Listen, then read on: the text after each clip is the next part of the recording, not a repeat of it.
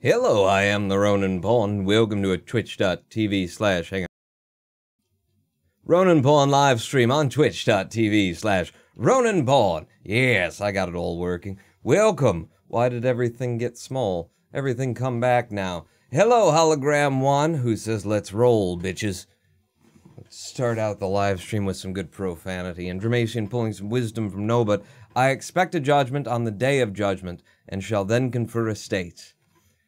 If you know where that came from, I will give you a clap. I will clap for you. If you know where that... Oh, God, everybody's got Google. You can just find out, can't you? Go find out, and then you can win the clap, I guess. Oh, Dramatian just subscribed with a tier 1 sub for 10 months in a row. It broke. Dramatian went and broke everything, because I certainly didn't hear or see the little thing pop up, so everything's broken now. Everything's broken. Hang on.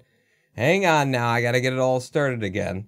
Yeah, let's get some pawns in chat for Dramatian's 10-month in a row sub.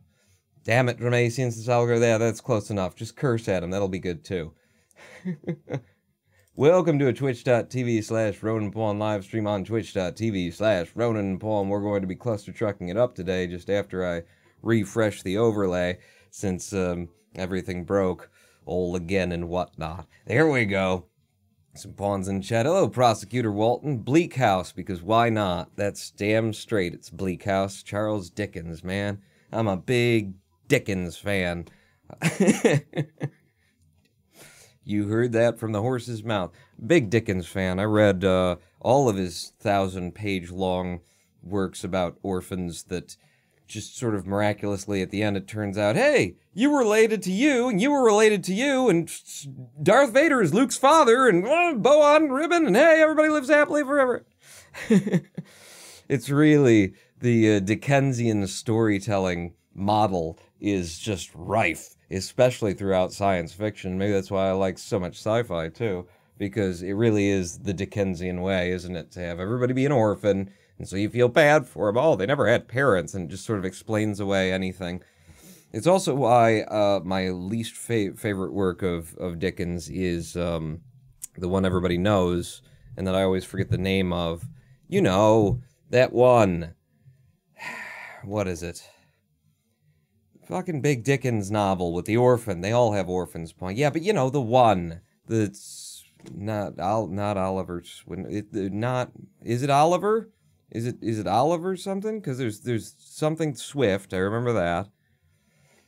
The one where, cause the kid in the store. All right, hang on. Let's look it up. Let's find out. I can't not know now. Come on over. Charles Dickens.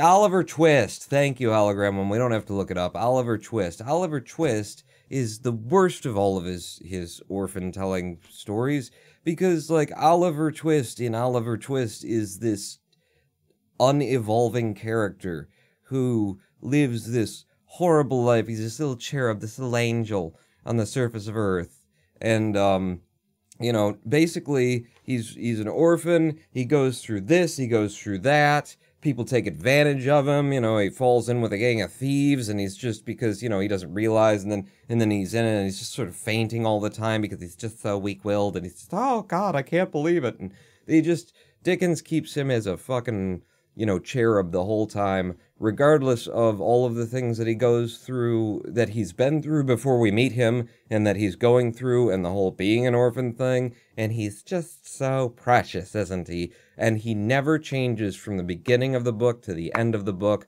Oliver is Oliver all the way through.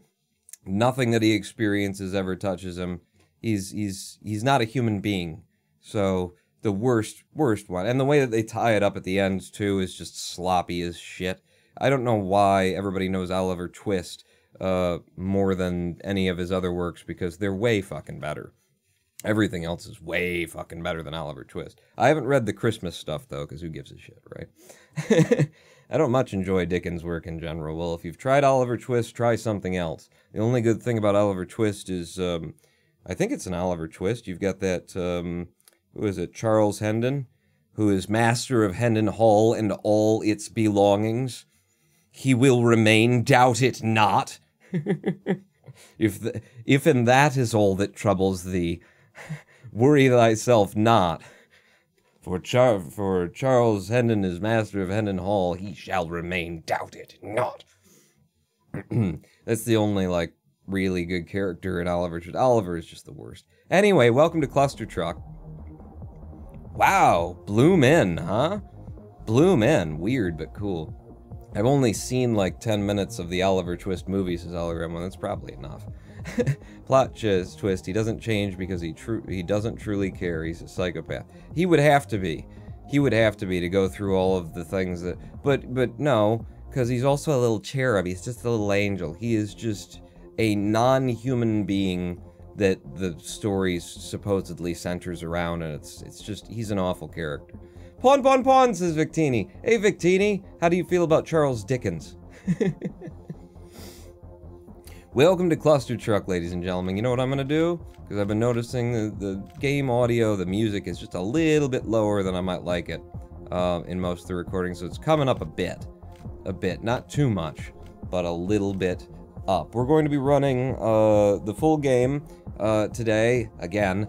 We are seeking the sub-30 time on my speed run. Presently, I hold a 35:35. Managed to drive it down by all of 10 seconds last route, and we've got an easy, like, 3 minutes that we can scrub off this route, and a medium difficulty to hard difficulty 5 minutes that we can scrub off, so we're going for the sub-30, that's where we want to end up, but, you know, it ain't easy. If it were easy, everybody would be doing it. Everybody would be the 10th best NoAbility percent Clustertruck speedrunner on the leaderboards. Everybody would be instead of just me.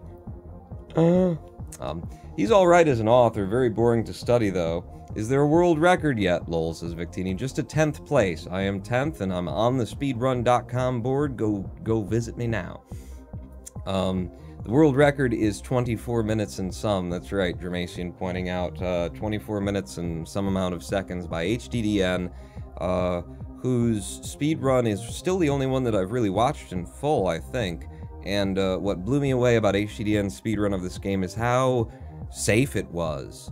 You know, it's not slow, because it's a speedrun and it gets it done in 24 minutes, but it's just smooth and safe, and it's averse to risk-taking, which was my, you know, it was the thing that helped pull me back when I was putting in my ILPBs, trying to put up my top hundreds on all the levels. When I started to segment this thing, HDDN's run was very inspiring, like, oh, that's how I should be doing it, that's why I'm not getting anywhere. Slow the fuck down. Quit slamming your head into things at full speed. That said, basically what I want to do is I want to come out of World 1 in 2 minutes, or less. Okay, it can be done in 1 minute and 30 seconds, 1 minute and 20-some seconds is the world record, but 1 minute, like, 35 to 40 is totally doable on World 1. I just want a sub-2 coming out of World 1. I'm willing to take some deaths. I'm willing to take some deaths everywhere. We've got a lot of time to scrub off. Let's quit talking about it and Charles Dickens and just fucking do it in 3, 2, 1, go. Is it running? It is running! Okay, well, because I looked up to see if it was running, I'm completely thrown off. Go! Don't look up to see if it's running. They'll bling you, they'll cheer you. Oh god, don't give them ideas. Alright, that's kind of a slow opener, but I'm not gonna, you know, I've been pushing way too hard lately for every second that I can get out of, you know, everything. So I'm coming off of it. I'm gonna go a little bit slower. I'm gonna hope that my going slower ends up being a little bit safer. I'm gonna go ahead and just take deaths on 1-3. You know, take 1. I will accept 1 death on 1-3, because I just don't want to be restarting over and over and over again. Not today. Not today. Some days, sure. Today, no. Not the day for that. It's a nice 1-4. 1-5, we take the big hop across here, we slide through there, and then we take another big hop. Hopefully we get to those 3 or further ahead. Couple of left strafes into a right strafe, and then boom, into the goal.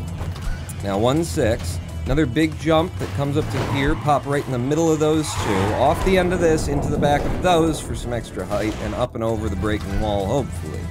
1-7. 1-7, we take a short hop here, and then we're screwed. So we're going to climb the wall a little bit instead, because my timing wasn't... I got a little bit slowed down, and the thing was blowing up on me. 1-8, 3 small jumps. Ooh, no, I was supposed to take a long jump there. Well, what are you gonna do? I'm going to put it in anyway. Now 1-9. 1-9 is another one where you can get some randomness and it can really F you over. It can really F you over. I'm trying to take a little bit of a jump. Oops. Alright, that's not how you do that. I'm trying to take a little bit of a jump back here because things tend to jam up right there where we saw things starting to jam up.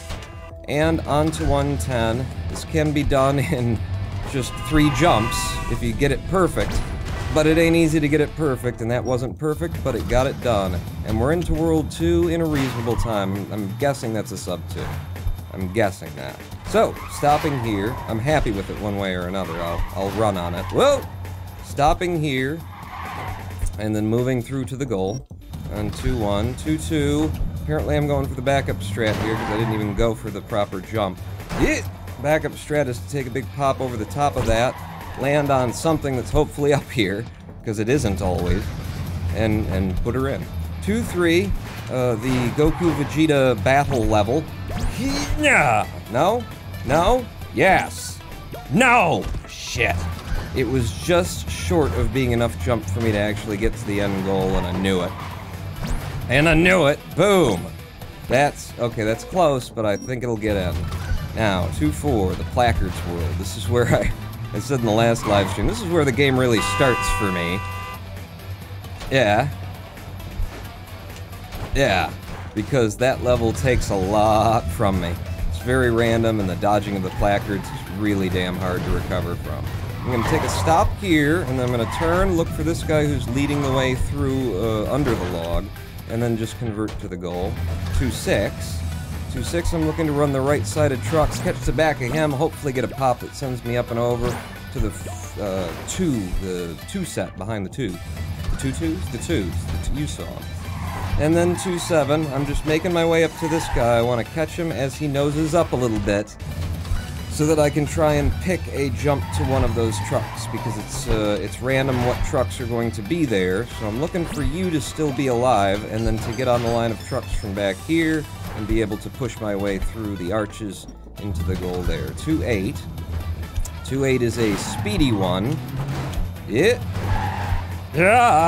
that can get dangerous because if you're trying for the speed.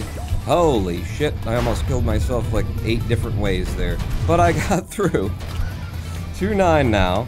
I feel like I no longer actually have a method for this. I just kind of fucking man up and do it. And hope to get through.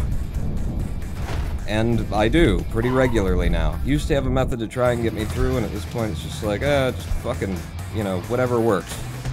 Okay, didn't quite get the jump. I want a kick off of him like that. I want to get to the back of these, take a right strafe off so that I can just see what's coming up.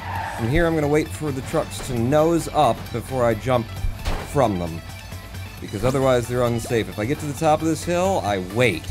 And then I go when that truck's coming off of it, because if you take the jump from the top of the hill, it's very likely that you're gonna not actually make it to the goal. You know, it's a trap, basically. It's a trap. That goal is just far enough away to give you trouble. Now, into 3-2, just want to land on the backs of these trucks, get over to the guy on the right, wait until he's a little bit past that tree, and then take a right strafe and hold it until the very end. Otherwise, you're going to lose. If you don't hold it, you're not going to have the continuous momentum that you're going to need for the rest of it. I'm trying to readjust my mouse hand right now. It's not quite in the right position. You know, I was catching the back of the mouse pad. And off of you, yeah, that was a little bit late to be turning in. It's a little bit different every time, the position of you in relation to this ice pillar, and especially when you get that situation. The ice pillar behind me, shit. The ice pillar to the left right here blows up when that truck hits it sometimes. And if it does, it does a little bit of a world shake. Yeah! Ah, got it in. And that world shake will F you over. Okay, 3-5. I was having, in practice recently, a lot of trouble putting that in. I was stuck there for ages. But we got through it first time that time. And 3-6 first time, that's nice. Those two are nice to ace just because it seems like, god damn it, you should be able to ace these. Now we're on the rolling log, the one where there's really no need for speed, because once you get up here, you're gonna have to wait a little bit for them to get to the goal anyway. So no need to rush through that one. 3-8 is one where you do actually want the speed, because the speed is what's gonna get you through to the goal, and I didn't generate really any speed through here. You want to take that, you want to run off the side, take that.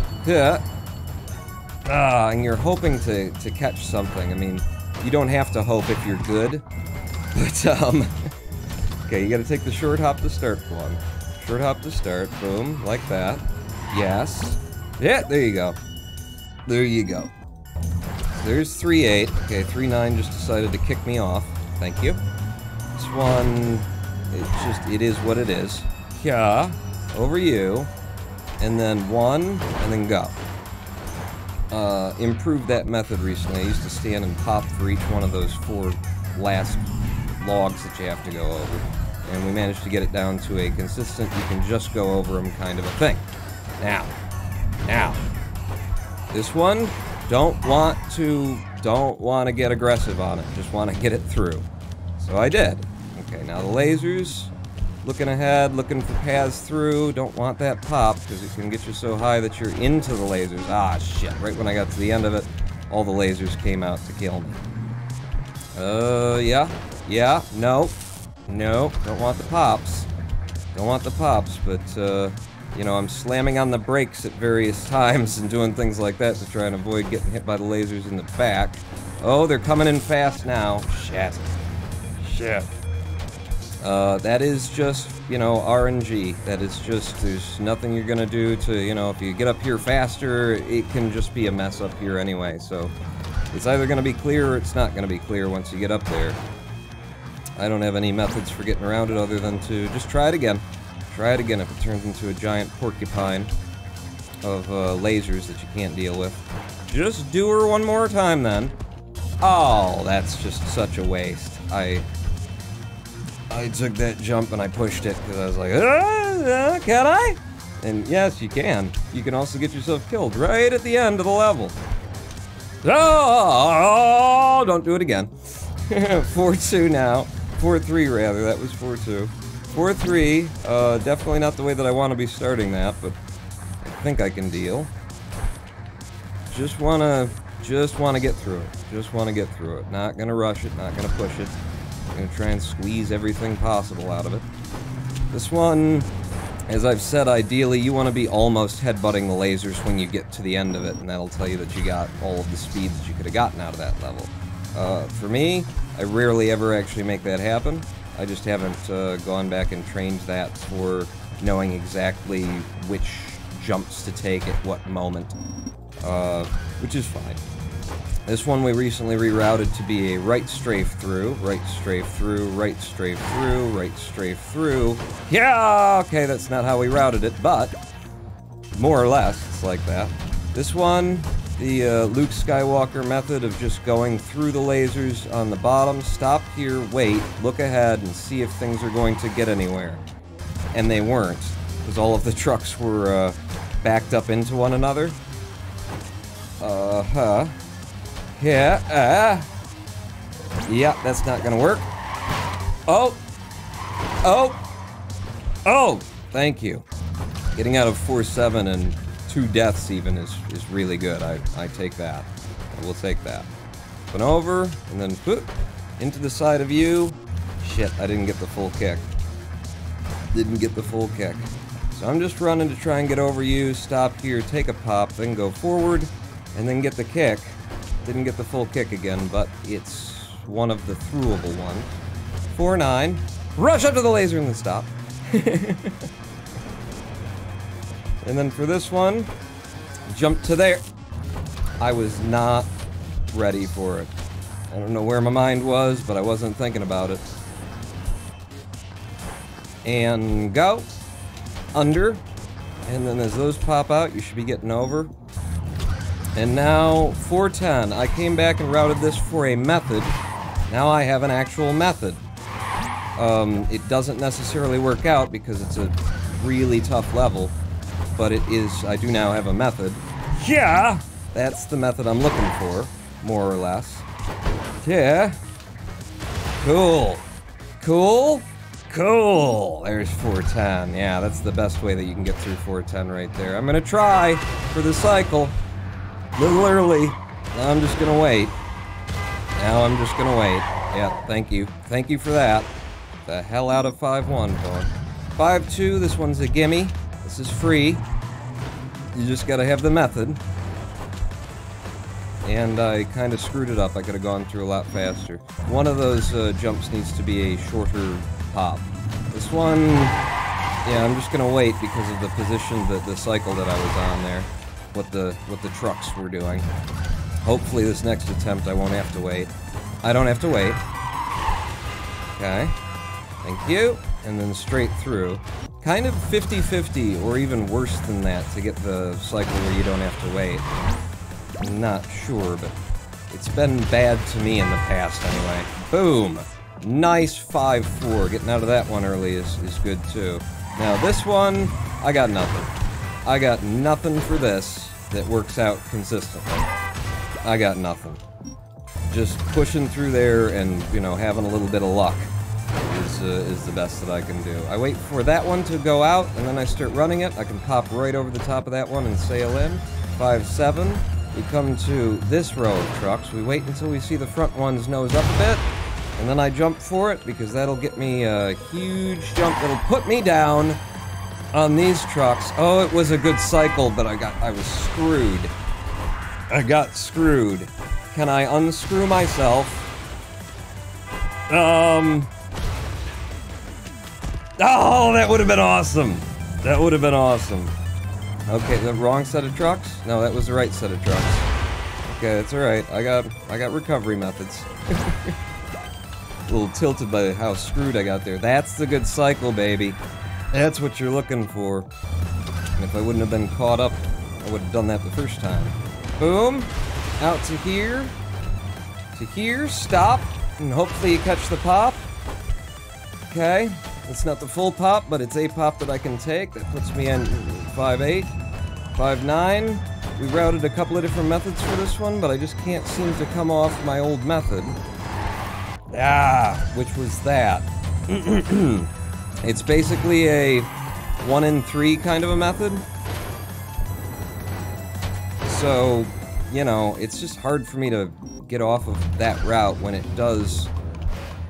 If I have to run it multiple times, the third time will be fine. Is basically how that ends up working out. Oh, shit. Okay, catching the back.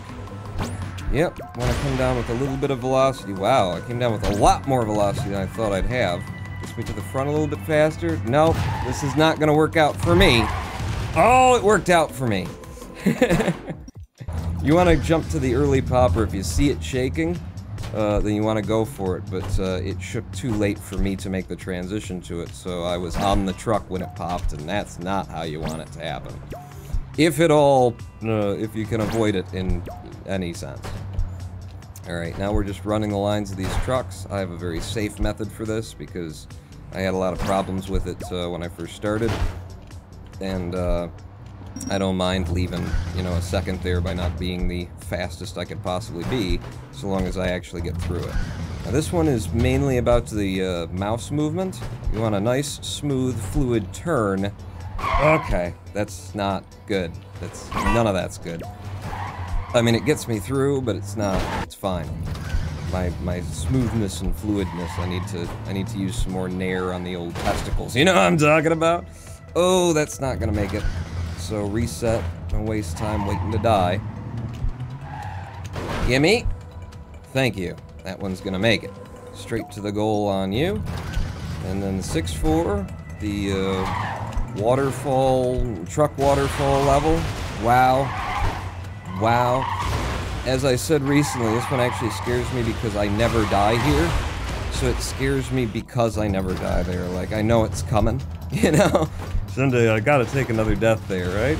It's been ages since I took a death there. I gotta, you know, just statistically speaking, that was a sloppy that. 6-6, I want that little pop there that'll send me ahead a little bit forward so that I can be taking this cycle now.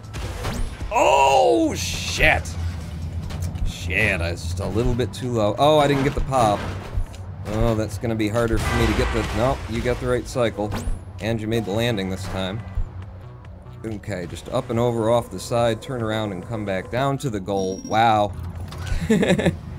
How in the goal did you want me to be, game? A little bit more than you were, apparently. Come off the side, lean back a bit. Oh, I might be late. Nope, I'm good. I'm good. As long as you're sort of floating. As long as you got a good hover going, you'll be fine there. This one, I just stop and wait because I want to pop where I can just get onto a truck. There we go. And then aim for the left side as it's tilting back because you'll have more fall distance. You won't, you know, have to worry about running into things. I'm just gonna land that one because it's nice and smooth and safe, and then I'm gonna go out to the goal over here on 6-9. 6-10 is a skip. It's a very tricky little skip because you got to get through the lattice work here right at the top, which means turning it just the right time at the same time as you're leaning back with a right strafe to slide through like that. It's tricky. It's one that you could practice a lot, and if you stop practicing it for a couple of minutes, you're probably going to find yourself, losing it. That's how I want to be taking that, and that's how I want that jump to go off, too. It was a really fast 7-1. Possibly a gold, I don't know. You guys can see it, I can't. Go off the side, now I can see it. Okay, so we're a minute ahead. Good. Good. Alright, 7-2. Because we're gonna need it on these levels. So from here, I come to you, I take a little hop. I don't like you, so I'm gonna... Ah, shit. Tried to reposition onto the other truck. Because he didn't do the flip that I was hoping he'd do. You're doing it this time. Thank you. Now, can I go right into the run? Jesus, no you can't. No you can't. Okay. Just sit it down and take it easy to the goal. Is wall runs taking it easy to the goal? Apparently to me it is. Okay, he sniped me. He tried to snipe me again, but he didn't get it that time. Now, I just want the speedrun strafe jumps here so that I can get to the front. I don't want to have to wait for him, because if he shoots me again... Last time, he fucking sniped me as I was, like, passing the goal frame. Now this one, we've decided... I think it's a better method here. To run it like a madman. To run fast, don't go for the safety, because... it's, you'll spend so much time waiting for safety that never actually comes, that, oh shit. Oh, double shit. That, you might as well be running, fast instead. Oh shit! God damn it, I caught him on the front. And this is such a long level, every death you take here is, yeah. It's meaningful. Oh my god, I got sniped by a little missile. I don't recall when that's happened to me. I've gotta go for it. I've gotta go for it. Okay. Okay. Take me to the middle guy. Thank you. Now get me forward to this guy and let's get the hell out of this level in a hurry. This is just a really hard one. It's really hard whether it had all the RNG in it that it has or not. Like, even that last conversion is so tricky, because you're going down a ramp. Yeah! Give me that little butt bounce. I didn't get my swag kick. Oh, thank you for that. That helps. That helps so much. Okay, we're not in a rush. This is a cycle-locked level. So, these trucks aren't going to move until they move, and, also this end thing isn't going to be in the position that it needs to be in until it is. So, I have managed to come up with kind of skips for this, but they're so low percentage, they're really only usable for PBILs. Okay, I shouldn't be doing this way, but I did, didn't I? Yes, you did. Make sure you get all of the jump then. I got all the jump, we're good. We're good as long as I can turn around and put it in the way that I want to. It's about there. Start coming back. I think we're good. Yep, there's a 7-7 in a single go. And take the pop here. Oh, Jesus. Okay, get the hell out of there, Pawn. Because the trucks behind you are going to be coming in real quick. Now, for you, just want to nice soft landings there. See, that's what was happening behind me before. And I don't need that happening. Now, here's the tough landing. This is the one where I come off of... Yeah, I come off the strafe jump and I just use the strafe to control my descent. And I choose to pull back. Pick my truck and pull back and control everything, basically. On that one now. 7-9. I'm gonna stop here and I'm gonna look for trucks that might be going places. What I recommend here is looking for a truck that goes hard off to the right or hard off to the left. The right is better than the left, because, or I mean, the left is better than the right, because if you go up right, then you're going to be fighting it like you're riding a friggin' rodeo bronco. Oh! Yeah, that one was gonna get killed. So look for the right one, Pawn, and just try and stay on it and rodeo Bronco your way. There's no right one this time. Are you gonna survive? I think you're gonna survive long enough for me to take that final jump. Yes, thank you. We go up here, we get hit by the fans that way, and that's through that. I want the big... No, I didn't get it. I always forget to go for it. At least I remember to go for it. All skill, no luck is what we say here. The reason we say that is because it's full of so much fucking luck. But you just gotta target, you gotta pick the truck you want to land on while you're in midair, and then not miss it. So you. God damn it! God damn it! I might have been able to save that too, but I missed the truck I was aiming for. Give me a flat. That's you. That's you. And then you want to keep picking that jump.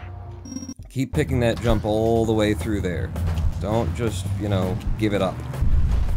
Pick your next jump, pick your next jump. Sit on it a little bit. This one I wait so that I can take this when it's close enough for me to carry some speed through. That was not the speed. That was not the speed. Boom, boom. Okay, and... here, take the run. Pick the truck. Pick the truck. Pick the truck. And in the go. Now, 8-2, damn it. Not the day. It's not the day that I'm gonna remember that 8-2 you just turn around for. Okay.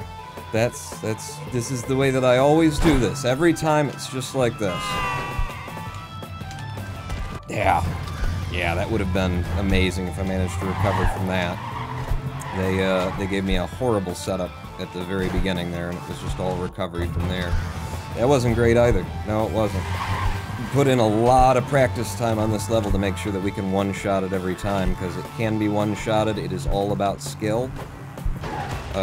Although there is that random right at the beginning of the level, so can't say that it's all about skill, but it's mostly about skill.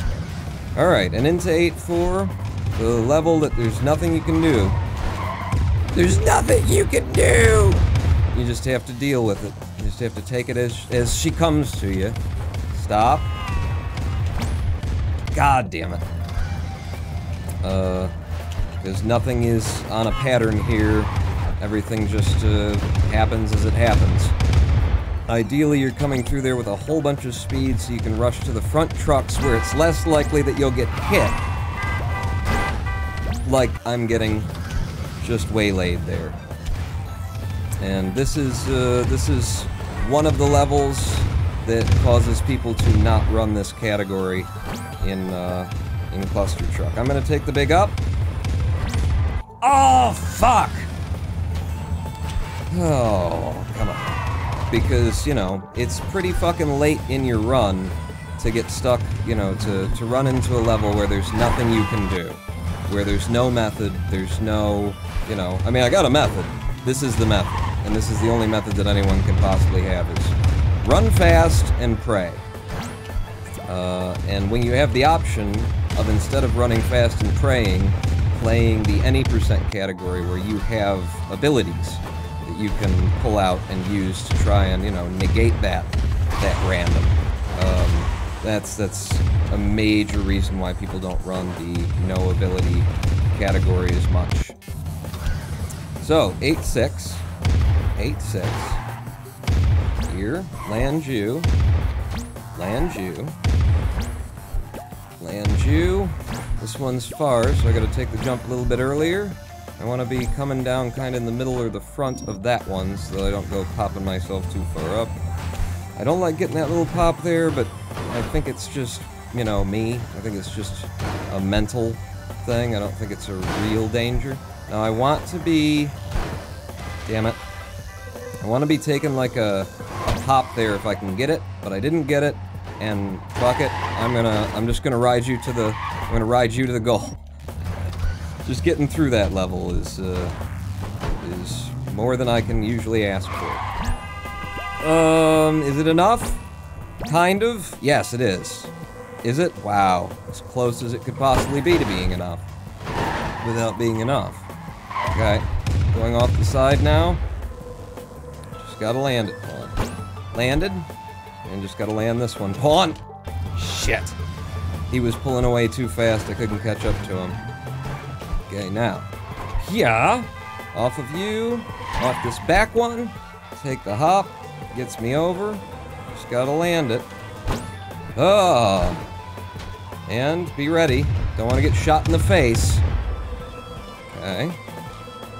Land you. And then you're my guy. Thank you. I will ride you straight to the goal. Alright. 8-9. See what we can do on 8-9. Yeah, that was really floaty. It was really floaty. This is more floaty. Yeah, at least after that jump. So through the cogs. Yep, we're dead. That one's done. That one I got stuck on the side. Doesn't seem to have messed me up. I messed me up.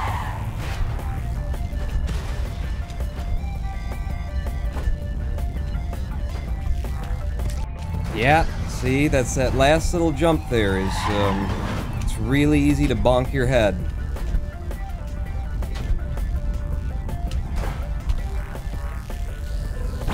Got it. Whew.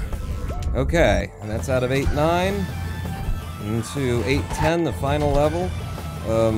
This level, honestly, like, it's certainly not easy, but in comparison to the rest of the levels that are in this world, it ain't tough either. This is a twofer, so we twofer it. This is a onefer, so we pop right over it. This is a twofer, so we pop over that. And wait until we're nosing down a little bit, because we've come off the edge, and then take that jump there. You know, in comparison to the rest of the levels in that random world, are you kidding me? Okay, they stole part of the jump from me on that one, and it may cause me to die near the end of this level, because you're racing against these, you know, rock and roll fingers that are coming up. No, we're good. Okay. It's 9-1's through. 9-2. I don't trust my guy, so I'm going somewhere else there. I've got a usual truck that I take, but he wasn't looking good. Well, actually, my jump that I got wasn't looking good. There we go. That's my usual guy. I don't know if that's my usual guy or not, but really I'm just anything to here, and then it's all about the subtlety of these jumps. And my god, are they subtle. They are incredibly subtle. So subtle you can just slip right off them and feel like you never had a chance in the first place. Okay, I reset because I was out of control. Okay, sure. Sure. Sure. Down to you. To you. I've taken all of the different routes here. I have a preference, I suppose, but none of them are, you know, safe for me. Into 9-3 now. I'm just going to sit here and wait and see if that happens, and it did. And I couldn't make that jump, so we were dead in the water anyway. Okay, it didn't happen that time. So, we're going to get up to you, and then I'm going to turn around, and I'm going to jump and wait for you to come through. Okay, you're going to hit the wall. I know you're going to hit the wall, but you're the safest thing on the board right now. Now you're not. Wait. Okay. Thank you, 9-3. It can go a lot worse than that. Boom! No? No? Okay. Yeah! Give me some height. Some height to get over this stuff. Whoa! Shit! You see they're bouncing like fucking rodeo clown car bull thing rodeo. You see that, right? So having any idea what kind of jump you're gonna get off of one of them. They're not that dangerous, but they are, you know, that bit of random there that you don't know what the fuck to do with. Scares the shit out of me anyway. This one you're trying to get speed, because you gotta get ahead of these cycles. And it's really hard to get speed because of the positions of the trucks. Yeah!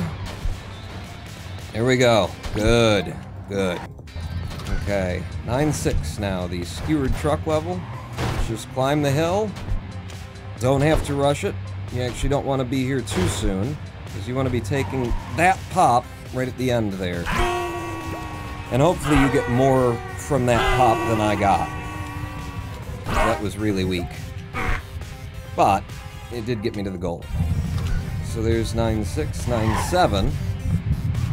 Massively random level that there's nothing you can do. This is another one that's like, if you're gonna have a reason for not wanting to have anything to do with the NoAbility % category, welcome to it. This level is just mean. It's cruel. Like that. That was totally a convertible jump. I was 100% sure that I could make that jump. I knew I could make that jump.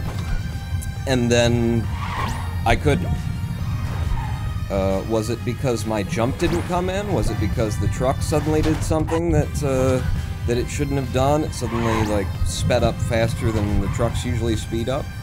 Any and all of those reasons are absolute possibilities here. And yeah, this is why I have so much trouble here, because the jumps that I'm taking, I'm going, yep, that's good, I can make that. And, no, you can't. No, I can't. Actually. Like that. That was not a full jump. Why wasn't it a full jump? You have to ask the people who made the game. No, I've got theories about why it isn't. Yep.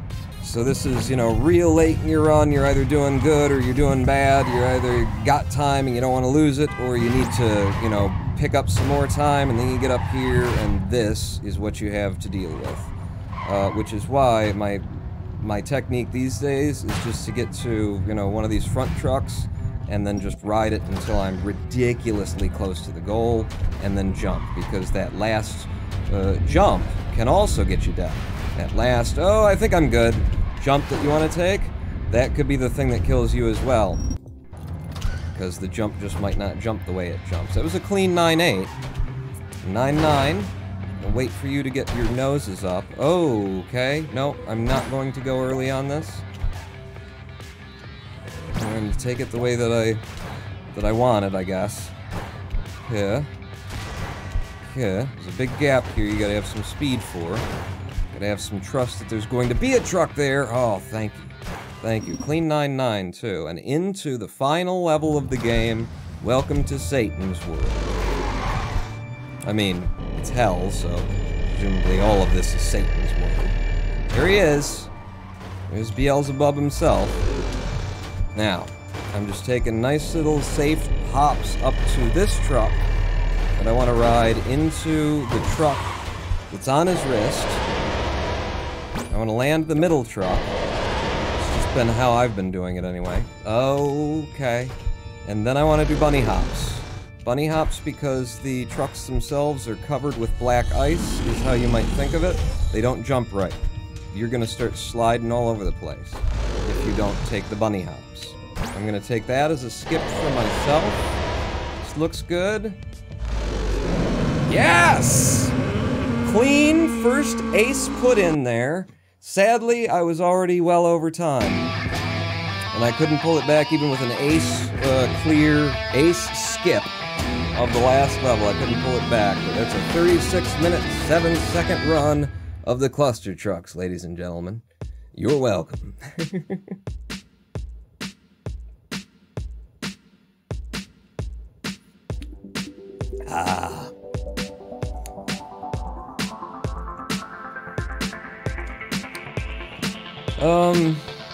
Hologram 1, I disagree. I don't think I fucked up a bunch of levels that I don't usually do poorly.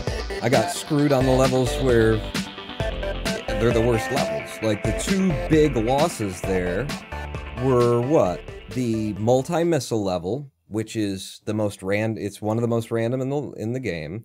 The other one was, that 9-7 or whatever it is, the one with the trucks that I always complain about. Why? Because it's the most random in the game. And then the one where they just fire trucks at your face and you have to get lucky. And a lot of these runs I've just gotten lucky on that one. But, Christ, the places where we left all the time on those were exactly the places where, you know, it makes sense for you to leave time. I dropped time here and there other places, but I also picked up time here and there. You normally manage the clockwork wheels and missile levels within 2 tries. This time you just did bad on them. I've just been getting lucky on the missile levels. And the first missile level, I did okay. The second missile level, I've just been getting lucky on my runs. So that one's very reasonable. The clockwork wheels, again, I've been getting lucky.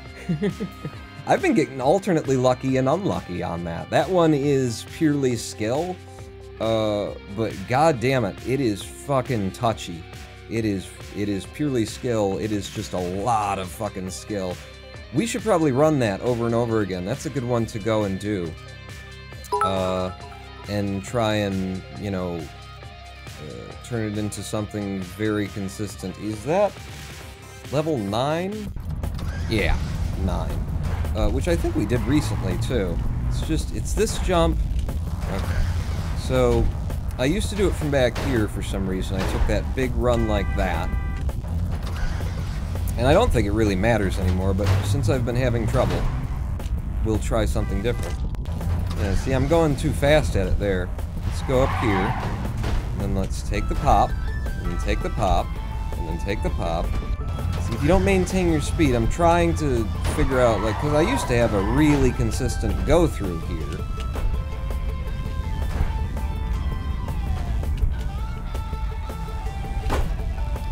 And really, I think maybe what I should, if we're going to start training it again, then let's start training it again for going straight through. See, and the problem with trying to go straight through is that you gotta get under. Can't hit your head. So actually, going straight through is probably going to be something that you either can or can't do depending on how you're taking that last jump. So if I don't get everything the way that I want to through here, like right here, I think I'm gonna have to... Yeah. Ice cream. It's not a sub-30. I'm not putting out points. Alright. We're working on it. I'm grouping. As I said last time, I'm just grouping my shots, you know? Yeah. Yeah. God, and that last jump is just a son of a bitch, too. Because you basically have to, you know, run towards your death. You have to run straight at the gear. Right here, I just gotta go and wait for it to pull out of the way. There we go. There's no significant randomness to this level form. That's right. I know that. Did I not just say it's all fucking skill? Hologram 1, are you just trying to troll me? You're like, you didn't do good on the levels that are the most fucking trolly and difficult and random in the whole fucking game. And then I say, well, this one's a lot of skill. How the hell do I do it? And you go, there's no randomness to this pawn. Fuck you. How about that? How about fuck you, Latra? That's what you deserve. But not in the way that you're thinking. In more of a, like, no, fuck you kind of a way. Not the fuck you, like you're thinking. Fuck you. The most random levels in the game. There we go. Yeah, see, wow, and there, I trusted it, and I can't trust it. That's what I gotta learn. Is there a jump over to the final gear? Do you mean one that skips? Let's see. Do you mean one that skips that jump? Okay, so no to that. There we go. Oh, the final gear. Do you mean the one that's got that last truck on it? So, like, could I actually take this so good through that I could... No, that one's ages away. Miles away. There is, however, a version of running this where you don't have to take that last truck, or not the last truck, the truck that I'm taking is the last truck. You don't have to. You can have enough forward velocity to get straight through and go straight to the goal. And when I was running for ILs, that's what I trained, and that's what we put in. But I prefer the safe strat here unless I just sort of see it happening. Now, my method here... There we go. My method here has been... It's really, really touchy if I can try and walk you through it. So you get up here and you just take the jump and you switch to the right strafe. And then on these last ones, watch as I come off the spacebar, off of the jump button, just for a fucking 150 milliseconds or something. That one I just take, that one I came off just ever so slightly. And the reason I'm doing that is I need to get a little bit more forward velocity. There's some forward velocity. I need to get a little bit more forward velocity and a little bit more height in order to keep this sequence going. So, taking a little bit of a wall run there, and taking that jump like that, that's the trickiness to it. And because my jumps are not perfectly the same every single time, because I sometimes have to oversteer and correct, these jumps have to be sort of corrected on the fly. And you have to decide whether or not you're going to come off it, or how much you're going to come off it. Hi, Pawn, I hope this doesn't distract you. It's fine, we're just practicing. You can distract me all you want. Maybe the other worlds are random, but in every single other run you've done, you did much better with them. You say luck, I say disruption, and what had been a consistent pattern. I say you're a bitch. So there you go. You know? You think that the level where they shoot the missiles at the trucks and they constantly explode in your face is, you know, is my fault. I need to respond to the complete and total fucking randomness better. I do need to be able to put that one in particular, like when I get to the end of it, the whole world is still shaking. So that's where I tend to fuck up there. If I'm gonna fuck up after that, is all of the last jumps that you need to take on that level are the whole world has a slight shake to it, which does change your landings and also makes it just harder to get your jumps and whatnot in there. But that is the place where it's like, well, if you manage to get through the random they blow your shit up as you're running on it thing, then, you know, you shouldn't be fucking it up there. I mean, the more I play, the better I'll get at it, but there is still, like, something there in terms of randomness. I could get the jump more or less right, and that world shake is just gonna doom me anyway.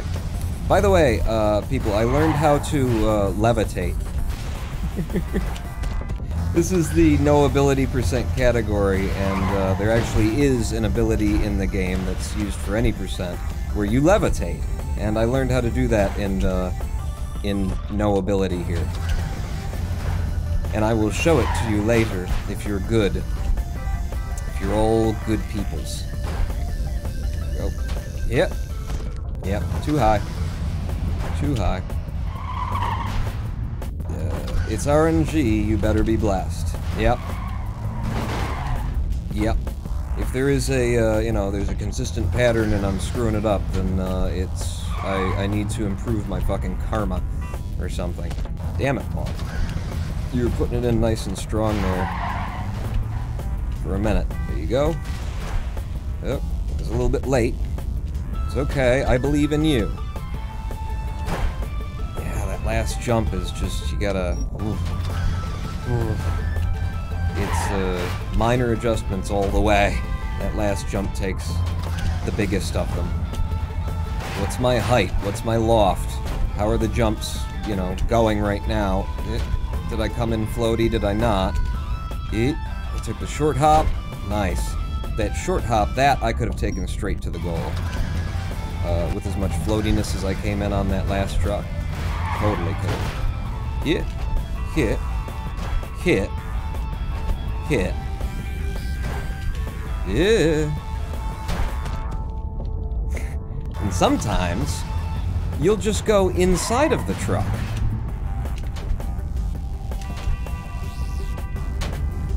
Yeah, there you go. Took that from the wrong starting spot. I was just hitting all of the trucks at the fronts of them.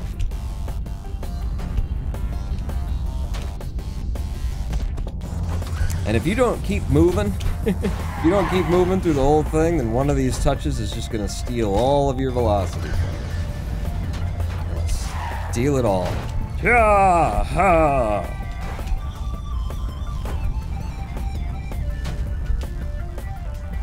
That could have gone all the way to the goal, potentially, if we were running for ILs, but we're not. Okay. Come on. Come on. Nope. Jesus Christ, I had it, too. I swear, like, at the beginning of that jump, I'm like, good. And then, in the middle of that jump, not good. Where did it all go? Okay. So, thing that I need to bake into my noodle here. That last jump off that last truck, I can still make it work. That last jump off that last truck needs to be a tap. It needs to be a tap on the jump button. This one here needs to be a tap and nothing else. Nothing more. Nothing more. Even there, I thought, I was thinking, oh, maybe it needs to be more than a tap, because I almost didn't clear it. But I did clear it even with the tap, so it's just a tap. Yes. Yes, it's gotten a lot smoother since we started practicing it, like, what, 6 minutes ago or something like that, hasn't it? We're a bit more consistent. This is a really bad run. And yet, yeah. Okay. Last one I couldn't convert. Oh! I actually used to have methods for this one, too, where I'd run... I'd take the first jump and, like, just come to here. Come to the second truck in this pattern. Take the tap. Boom. Into the goal. Nice. Hey, Pawn, could you jump to the second gear immediately and skip the first? You can. You absolutely can. But that was while I was doing ILs, and that method just unsafe. At least for me. Woo! Woo! Yeah, I believe it's something like that, or it was something I was doing to get like a massive amount of speed, then I'd take a big pop and I'd come over that gear and go straight to the second one. But I don't even want it. I don't even want it. I want just a consistent this. And it isn't that hard. It's just the kind of thing you gotta practice regularly. This whole fucking game is spinning plates, man. It's spinning plates, you know? You go and you work on this set of levels because you've been having trouble with them, and you get those to, okay, now I got that together, and then the next run that you do, you know, you get through those levels better, but that's what happened with our first run, or our original, I think, 35, 30, whatever, was like, I worked on the latter levels because that's where my problems were. And I shored those up, and then we got our 35, 45 that put me on the boards 10th. 10th on the leaderboards, for fuck's sake. Speak, Pawn. And then, where I lost my time in that run was all on 210, and in the early worlds, and in, like, World 2 as well, because now I'd lost the front of the game, because I've been working on the last 3 worlds. We're on the last 3 worlds, and then the front of and then you get the front back in, and then the middle worlds go.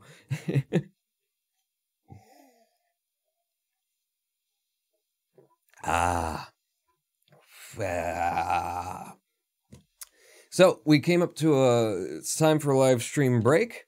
Wow, my best of segments is 23-22 now, huh? Sum of best segments. So that's under the world record. You know, if I did everything the best that I've ever done it. The best I ever had. I want to see that down at like 21 or even sub 20. You know, I want... Otherwise, the idea of getting the idea of fighting the world record, I'd have to do everything as good as I possibly can and not take a death. Yeah, okay. And HDN takes deaths on his run. He absolutely does take some deaths on his run. It's just gonna happen. You know, but it's all about routing for safety, mainly. Anyway, we'll talk about whatever we talk about when we come back from this 7-minute break. I think you can do it, said Victini. I'm going to take a stab at world record. Right now, I just want to get that sub 30. In fact, I just want to get that sub 35, but the sub 30 is what's on my radar right now. 7-minute live stream break. Go have yourself a pee or do whatever you do during this time, and join me back here for more Clustertruck. Pawn, not out.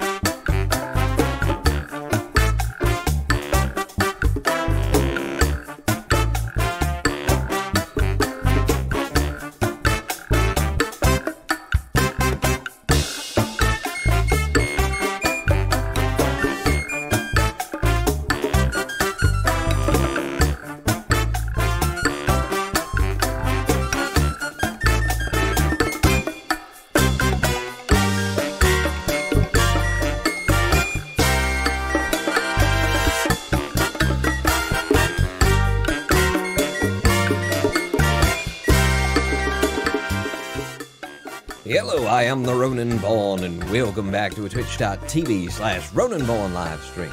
On the twitch.tv/Roninpawn shirt, it doesn't make me look fat, it shows that I am fat. I don't like it. Let's get to another scene quickly. Alright, ladies and gentlemen, boys and girls, we're running Clustertruck full game, no ability % runs. In my continuing quest for a sub-30 time. That said, that is my distant quest. My right-up-in-our-face quest is just to put in a time that's anything better than what I've got. Any new PB is a reason to celebrate. I'll tell you what, I said if you were good, and you're not being good, I'm pretty sure. Is there a way to practice missile truck level? Yes, we could practice. We practiced it recently. Which is actually how I came up with the newer strat. We'll have a look at that, but before we do, let me teach you how to hover. Let me teach you how to. That's the right? Yeah, that's the right one.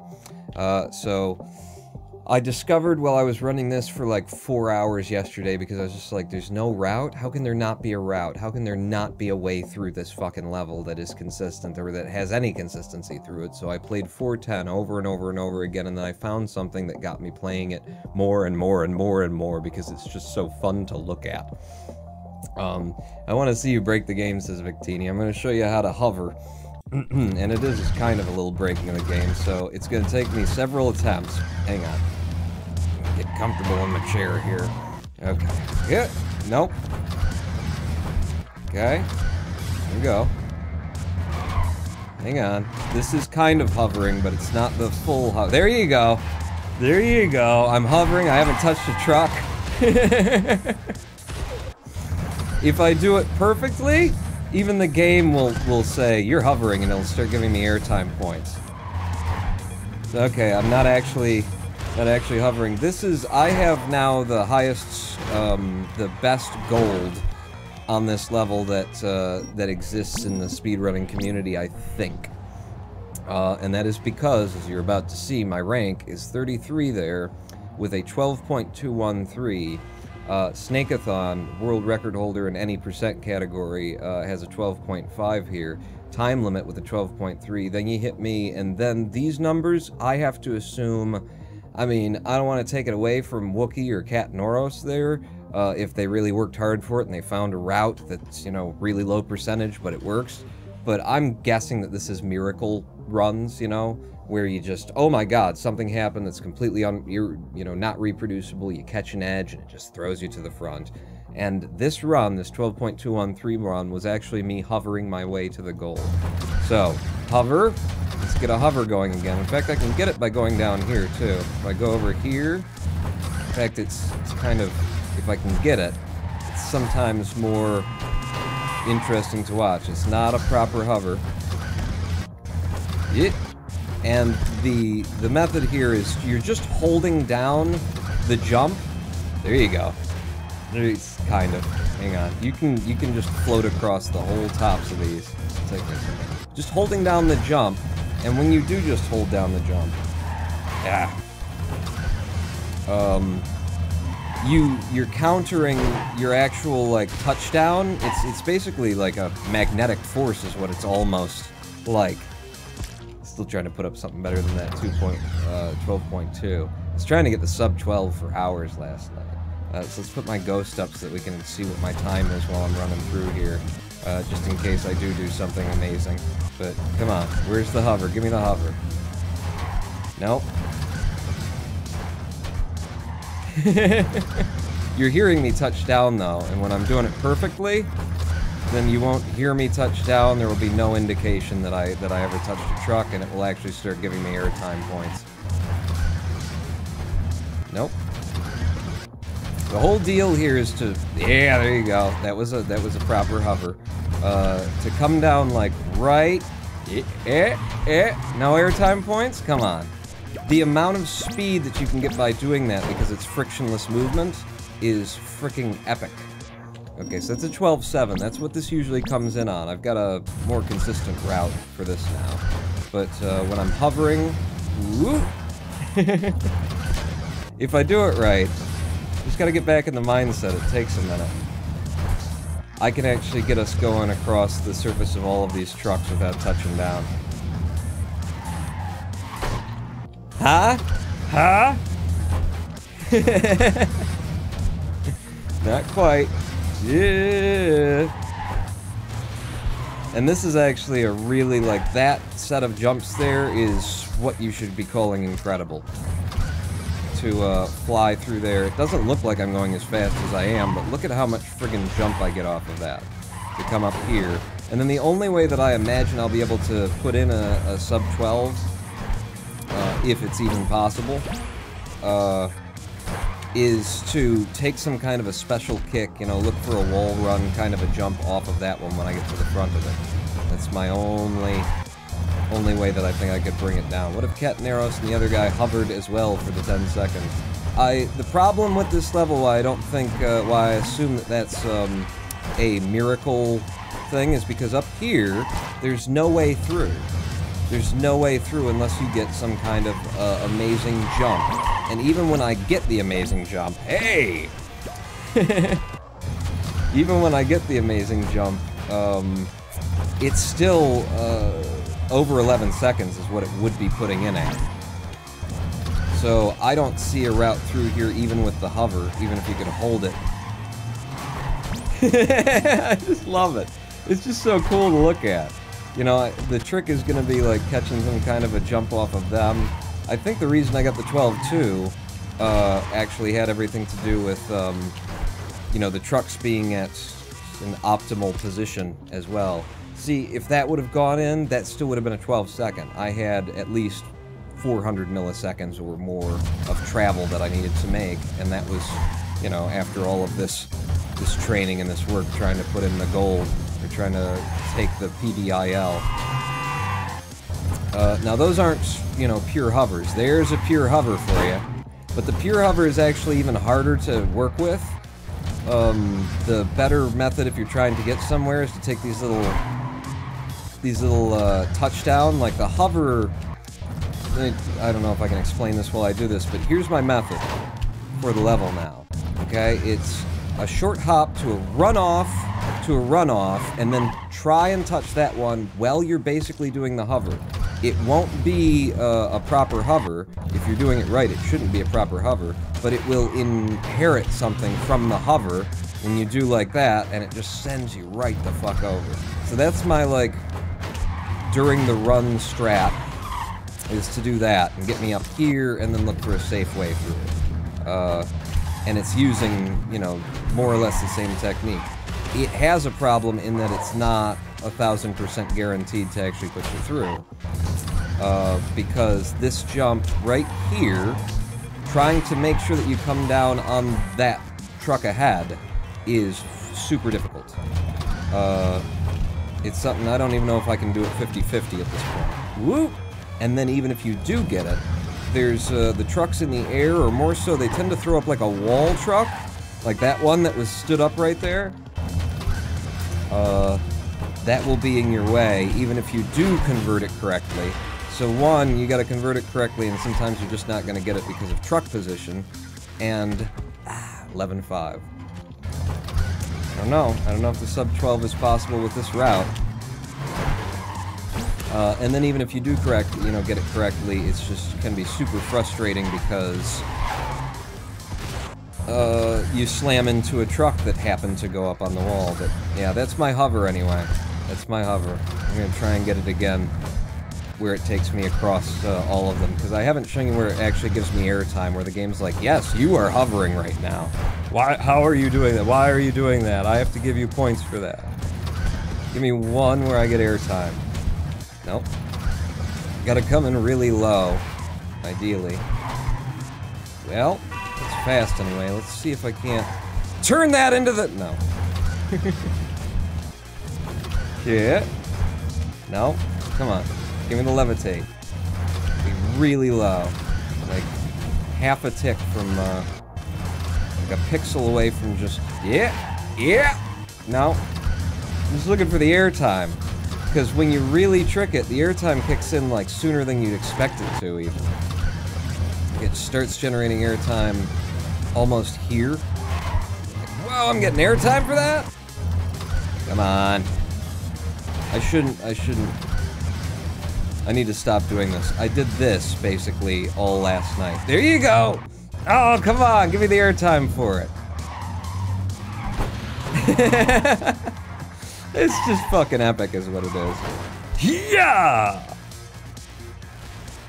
No. Alright, so what did you say? We want to look at the multi-missile level. We'll run that a little bit. I think it's 7.6? No? 7.5? 7.5, the multi-missile level. So, we came back and worked on this, just trying to decide what's the fastest method, because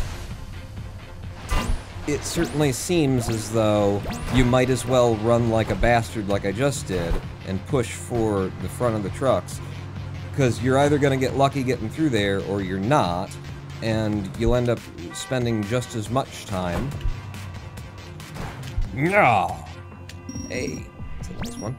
You'll end up spending just as much time waiting for safety and then dying as you would just running. Look at that. Fucking new gold. My first attempt there. New gold. And that's one that's going to be really hard to push down any further than this area, 28.4, because it's going to depend completely on the end, because it is a cycle-locked level.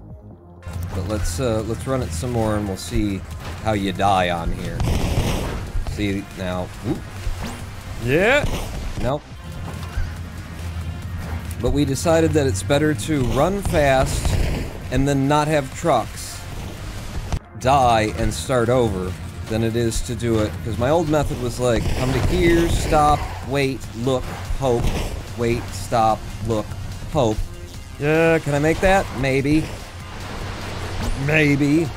And I just don't know at this point. I don't know if that's safer or the other one's safer or what's the best way to do this. And I'm thinking that why not run it like crazy instead of waiting and then finding out, yeah, there's no trucks up there anyway. Taking it slow. Maybe I need a middle path strat, you know? Kind of the best of both. Which is to say, run like a madman, and then stop for that.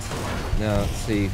Once you slow down, and look, I was slowing down, I had a clear path to goal, and I got shot in the face by a fucking missile. What are you gonna do? Whereas if you keep your speed, you have more options, you know? If this line of trucks is dead by the time you get to them and you've still got some of that massive speed, you just might be able to get to the next truck ahead in the line. So, once we get to this part, we just want to get to the front truck, we wait for it to start, we watch my ghost go forward and come back, always does so at the exact same time because it's a cycle lock level, and then we just try and get that quick conversion in. 28.6, that's more than the 28.3. So yeah, I don't know. I'm not sure what the best way to deal with this is. But I'm doing this now. This is what I'm gonna do now. Is take the fast run. Shit. In the hope that I can get up to the front. And really, I need to not be, under any circumstances, missing those jumps. See? Now there. They took all the trucks away, but the only reason I had anything that I was able to convert was I had the speed. I had the speed to get to the next line of trucks and give myself a saving recovery jump. Ooh. Yes. Yes, ideally you want to come through there with speed. Okay. Do you have to ride the truck all the way down, says Victini. Yeah. You kinda do. Because that corridor is on a 45-degree angle or something akin to a 45-degree angle, and if you try and rush it, I've tried to rush it a million different ways, and you're just not going to get through. And since we are routing for safety here, and now my method is to go as fast as possible until a certain point, I need that for safety. I do the same thing in a lot of the sci-fi levels, where it's like, I know there's a faster route, but no. As these levels are long as balls. I mean, this level clears, at my best, 28.5 seconds. So if you get to the end of it, and you're taking that jump and falling down that 45-degree hole, and you're trying to rush it because there's a slightly faster method, if you miss it, that's another 28.5 seconds. So, now that we've established how awful I am at the game and how hard the game is, let's do it again. In 3, 2, 1, from the beginning. Goer pawn. Now, I actually wonder... Oh, that's a bad opening. It's a bad opening. I actually wonder if... Okay, no, that's... You gotta turn the ghosts off. They slow you down because it pulls the internet. That's what I was gonna say, is I wonder if I'm losing time to the level load on 1, because I hadn't been to level 1, and it was because of the ghost there. Wish you could catch the best runs, says Victini. What do you mean? You mean like have them so that you could watch them later or something? How do you mean? That's not a good 1-1 either. But it's whatever. It's a whatever kind of thing. I just want a sub-2 here and I'll be happy. There we go. Not a good 1-2 either. Let's keep putting in not good level 1 stuff, but that gets me to the goal. Slow, but gets me to the goal. All day long. Take that all day long if you give it to me. Boom. Big pop off of you. I know exactly which truck I want to go to on 1-4 now. Nowadays. Okay, that's not the full jump we're looking for, but it's fine. Take that around there. Do the right strafe in. Ooh. Right strafe into a wall jump even. To you. Pop there. Left outside. Catch the back of that one. Right up and over the wall. Jeez, that was close. You should be... if you get that jump, you should go to the left, buddy. Okay. Good? Not good. Not good. Alright, I'll take one more death here. I just don't want to be reset. We can reset all friggin' day if we wanted to. There you go. There you go. The safer strat is just to go up the wall, but it's so much slower. I'd rather take the death, apparently. Okay. Is that what we're doing today? Apparently that's what we're doing today. Alright. Hey! Perfectly awful. Not anything that I want. How you guys doing up here in the middle? One of you got through? Good. I'm just gonna have to ride him to the top, because I can't make that jump. There's 1-9. I asked for it, didn't I? So give me slow, but it gets me through. Oh, shit. Yep. Yep. Okay, so... big jump to you. Bam! Through, and... fuck. I think we gotta reset after that. There's too many little deaths on World 1, so we'll start again. This time, let's see if we can't put in the better 1-1. Yeah, it's a better 1-1. As fast as it can be, but pretty good. 7-4, 7-5. 1-2, nice 1-2, actually. 1-3. This one has this randomness to it, of whether or not you can get through the wall and to the goal. Thank you. 1-4. No randomness here.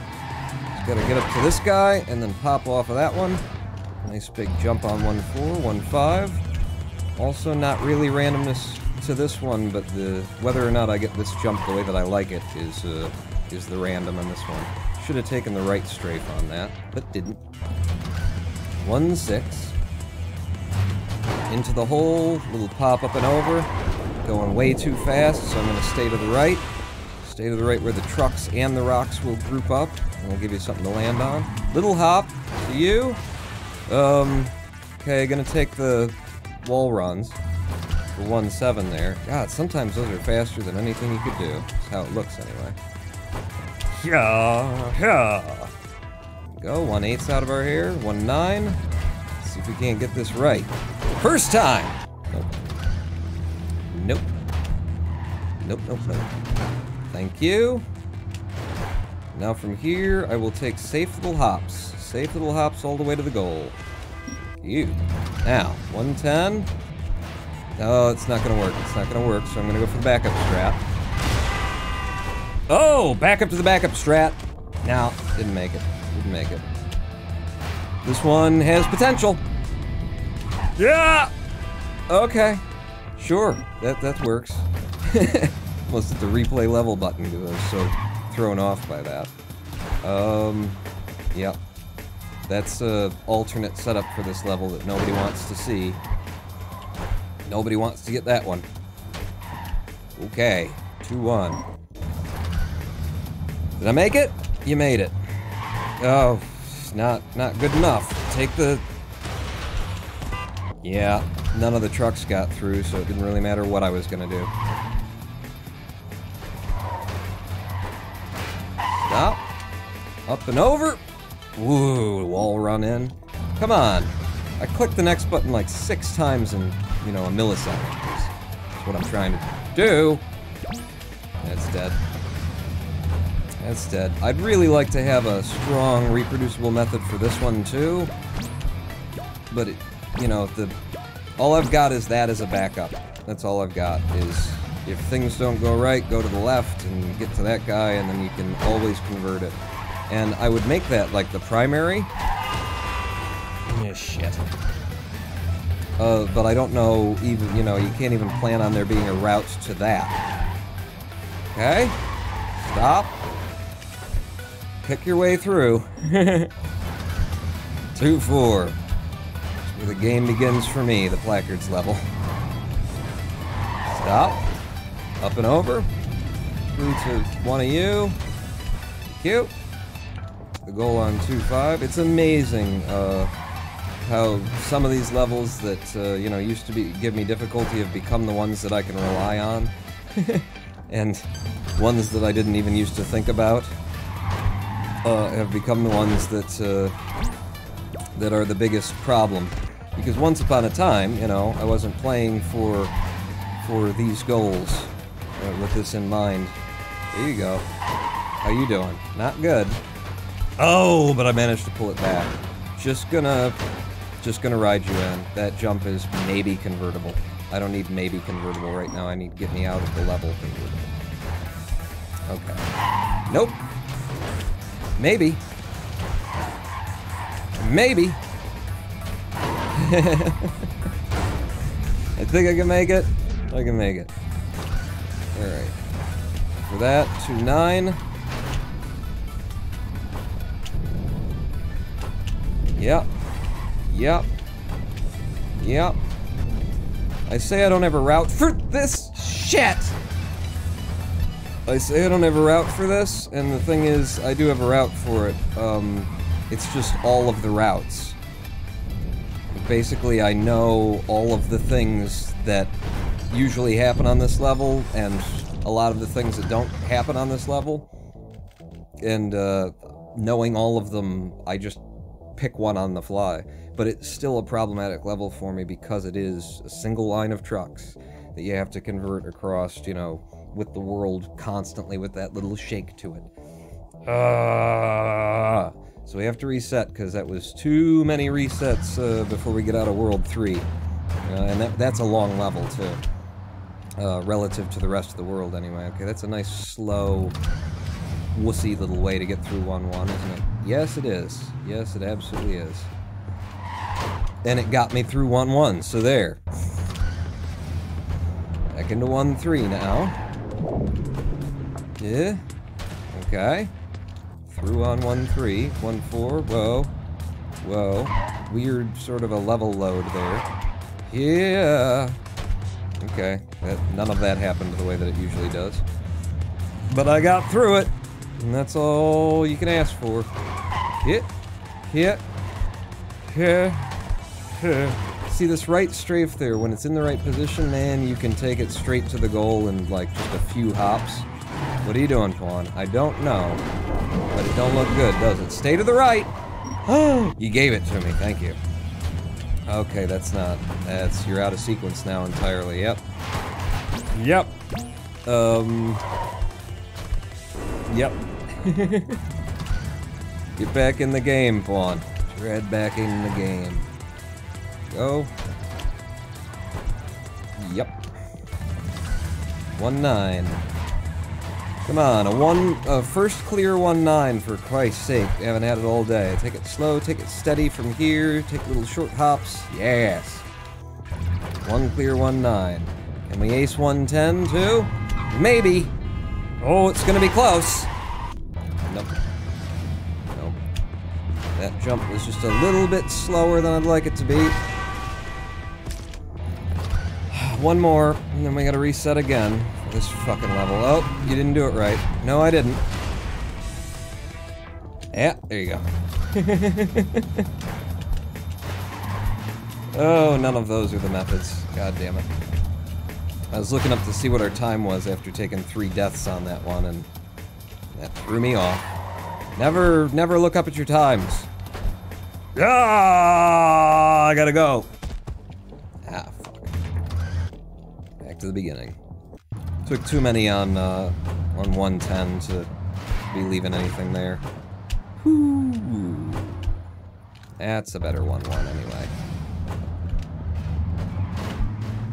1-2. Don't really know what to do with this level for, like, speed. Haven't seen a consistent route through there. Also haven't tried it too much because, you know, you end up routing the ones that fail. That one doesn't fail enough for me to be bothered yet. That's what I was looking for, thank you. Yeah. And I'm not gonna reset on 1-3 every fucking time, even though I could and probably should. I'm just not gonna do it. It's too much of a headache. And we got too much time to scrub off other places. Not the way you go through there. Nope, but I wasn't getting that jump anyway, I'm pretty sure. Nice, incredibly slow version of this level. 1-6. Yeah! Yeah! Up and over and boom to the goal. 1-7. Short hop. Too short. Too short. Yeah! I got hit by the friggin' thing falling on me and still managed to pull it back. 1-8. There shouldn't be this much goddamn stress in the World 1 pawn. I know. None. I don't want to see your shoulders clenching up like that, damn it. In any of World 1. Oh, thank you for the truck that explodes. Thank you for that. Love it. Love it. That was me floating again. But not intentionally. Last chance at this level, and then I have to reset again. Also, it means I basically have to clear everything for a bit here. There you go. See, now that's the one. Here. Ooh. Definitely not the way that I intend to do it. Yeah. Shit. I'll give you one more go at this one just because I don't want to keep fucking resetting. I'll give you one more go at this one because I don't want to keep fucking resetting. You know? Psychological. Treat yourself well and, you know, you won't get so pissed off that it turns into a table flip. Prepare for your mind. And right down and under on you. Wow. Definitely not the intended. 2-3. Get you through in a single try. Nope.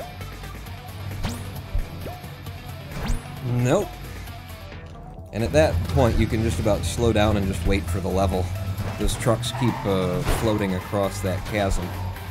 If you just wait them. Oh, thank you for catching on a corner and not giving me the full fucking jump. No, I'm just gonna rush this fucking level.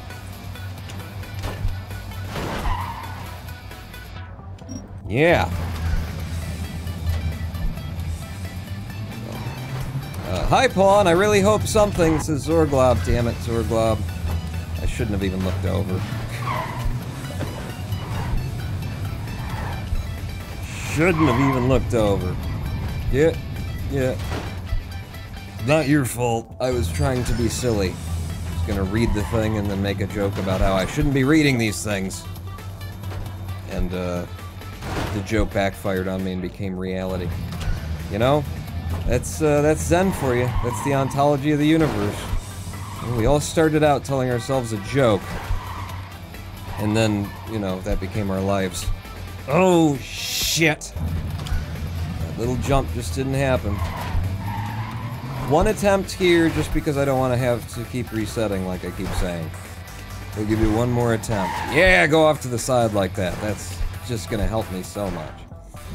Yeah, that's 2-7 and 2-8. Alright, we're only 12 seconds behind. What the hell? Okay, that's great. That's good. I got the float. I wasn't trying for the float. I don't need the float there. 2-9 now. Can you just get out of it? One more. One more attempt. Take it an alternate route.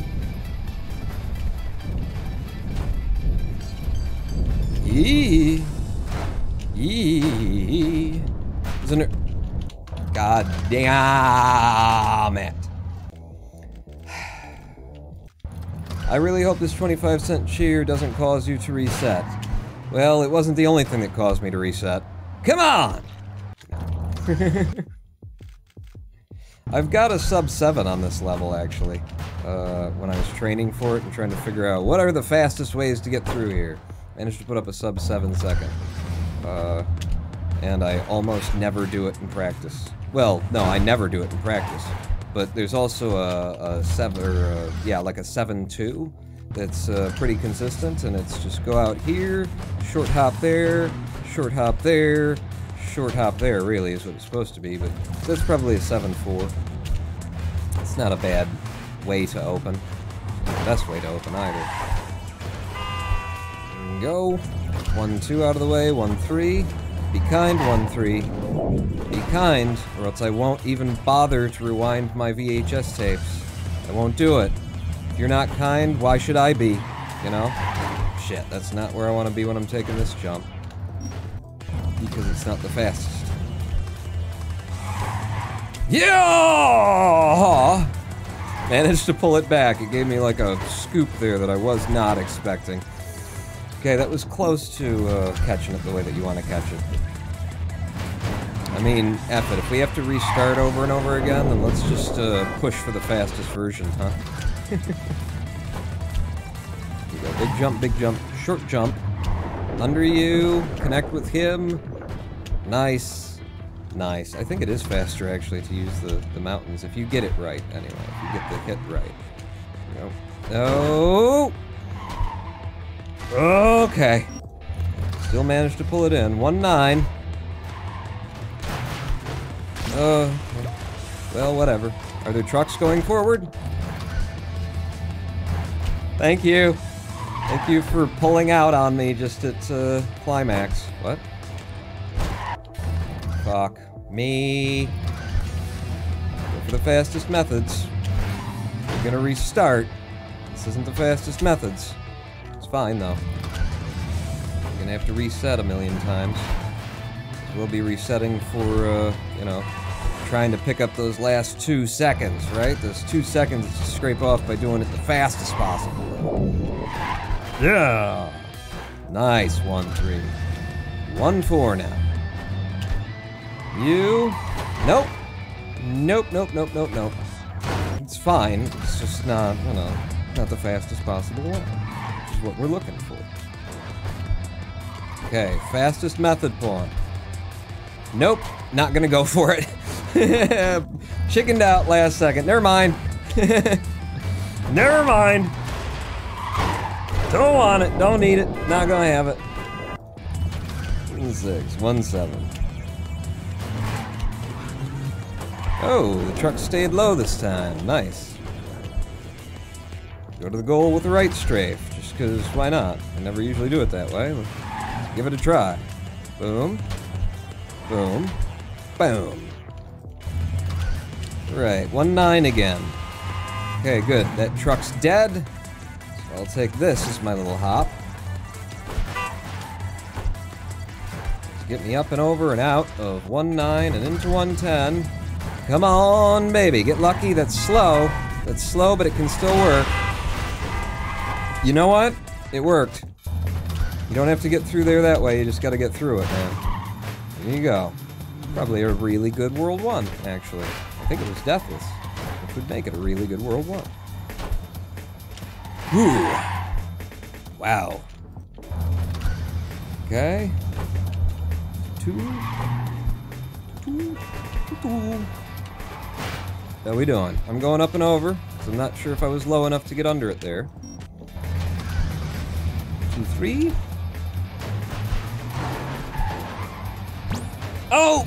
Shit, just slipped right off the side there, didn't you, Pawn? Just a little bit. Just a little bit I did. Here's 2, 3. 2, 4, placard level. The game begins.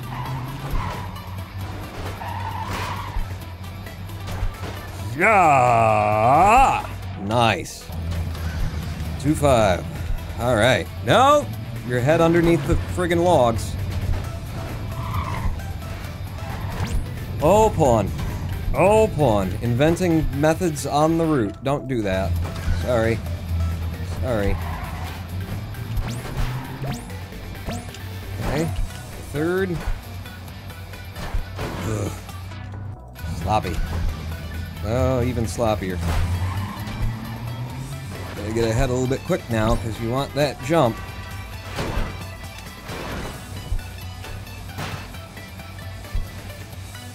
Shit. Shit, that was me panicking. It was my finger panic that I do. Yeah, I'll just take the pop, so that I can see what I'm coming into. Alright, good run. Good run so far.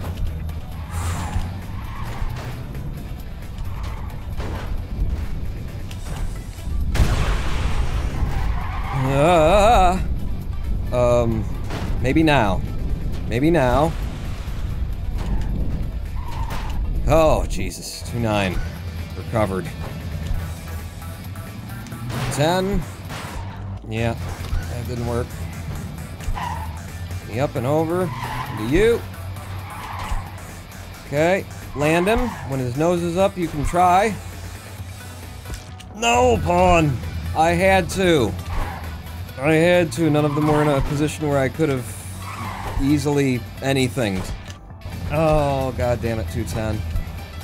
Why are you always 210, 210? Nice big pop. Oh, still alive. Still alive. No! Touch the fucking truck down! God damn it! God damn it!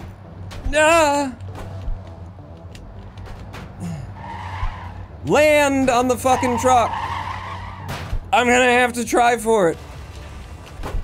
Yes! How do we do? Did we get out of World 2? Did we? I don't know. World 3. Fucking 210, man. Fucking 210. No matter how much time I spend there, how many methods I develop, it's just fucking 210.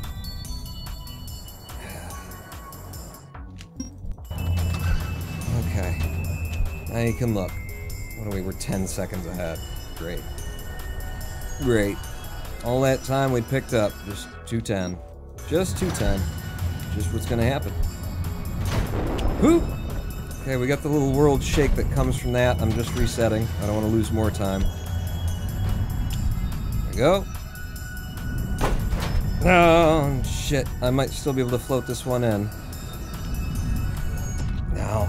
Fuck. That's one more, and that's basically it on this run, which should be fine, because we could go to a live stream break. Yep, that's it. No, we can't go to live stream break? Because it's too... Alright, well, we'll keep running it. Are you still on it? Yeah, okay, we'll keep running it. Because we got 10 minutes or so.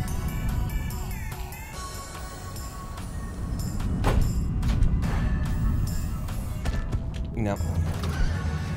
Lead officially lost. Damn, Martini. Yeah. In fact, just reset. Ooh, we got some new golds, though. Got some new golds, apparently. Yeah, go ahead and update that with new golds. I assume that's why you're talking to me about it. And we'll just practice this one in, because we had trouble with it on the first route. So, let's do it again. You know, we had trouble on it on the first time. We had trouble on it here. So we'll work on this. So, it's important to, number one, convert this correctly. And then take the kick off of that, start your float at the right time. You want to come into that with the left, and then convert to the right strafe. So you lean into it with the left, which gives you the kick, but then you immediately go to the right strafe jump out of it. Now if you get that, the alternate version doesn't exist. The alternate version just doesn't exist. There is a version that I have seen others do. It must have been HDDI, I don't know where I would have seen this, but I've seen others do a version of this where you don't have to take the icicle hop somehow. And I don't know how you do that. Also, I just like my method. Here you go. Thanks. In addition, like, they must have had people, you know, basically speedrunning this game and that kind of stuff, because in addition to this being as difficult as it is to convert, they hung an icicle from the top of the place where you do this jump. Where you're taking this jump right... See that icicle? That blocks you from getting in, and if you touch it, you die. You die instantly. So, you know, it's like they knew about these various paths and routes. This is not a convertible version of this. It almost was. It almost was. We practiced this one because we had so much trouble with it. There you go. Like, ideally, you want to be coming in at that, you want to be taking that jump about halfway down the ice pillar. Because that's going to be the safest way to do it. If I go out a little bit more and start coming in like this, no. I'm playing with it now. The level you normally do with ease. It goes away, Later. What's your best time, Later? Tell me your best time in the game. Another example of the level you normally do with ease. Does it look like I'm doing it with ease right now? Because we keep having these difficulties. It's a level that I have done with ease, after practicing the shit out of it. But unless, you know, you want to put me on a fucking payroll, to do this, like 6 hours a day, every day, then one level gets better, another level goes out of practice, and now we're here practicing it. So, like, what's your point, is my question now. It's gonna be my question. So here we are practicing it, and we're getting better by virtue of practicing. So are you just trying to be a bitch? Because that's what you're being. You're being bitchy. You were bitchy earlier, too. Like, what you said to Jim, about Jim, I know it's like a little fun joke that half the community has to you know, just act like everybody hates Jim. But goddamn, you know? I hope you die is basically what you said in a more metaphorical sense. It's like, fuck, what rag are you on? Because, you need to bury some of that shit, you know? You don't have to put it all out into the fucking limelight for everyone to see. Try not to bring everyone else down, you know? It's one thing when you're, like, need help, but when you're not seeking help and you're just venting, miasma out onto other people, get this shit under control.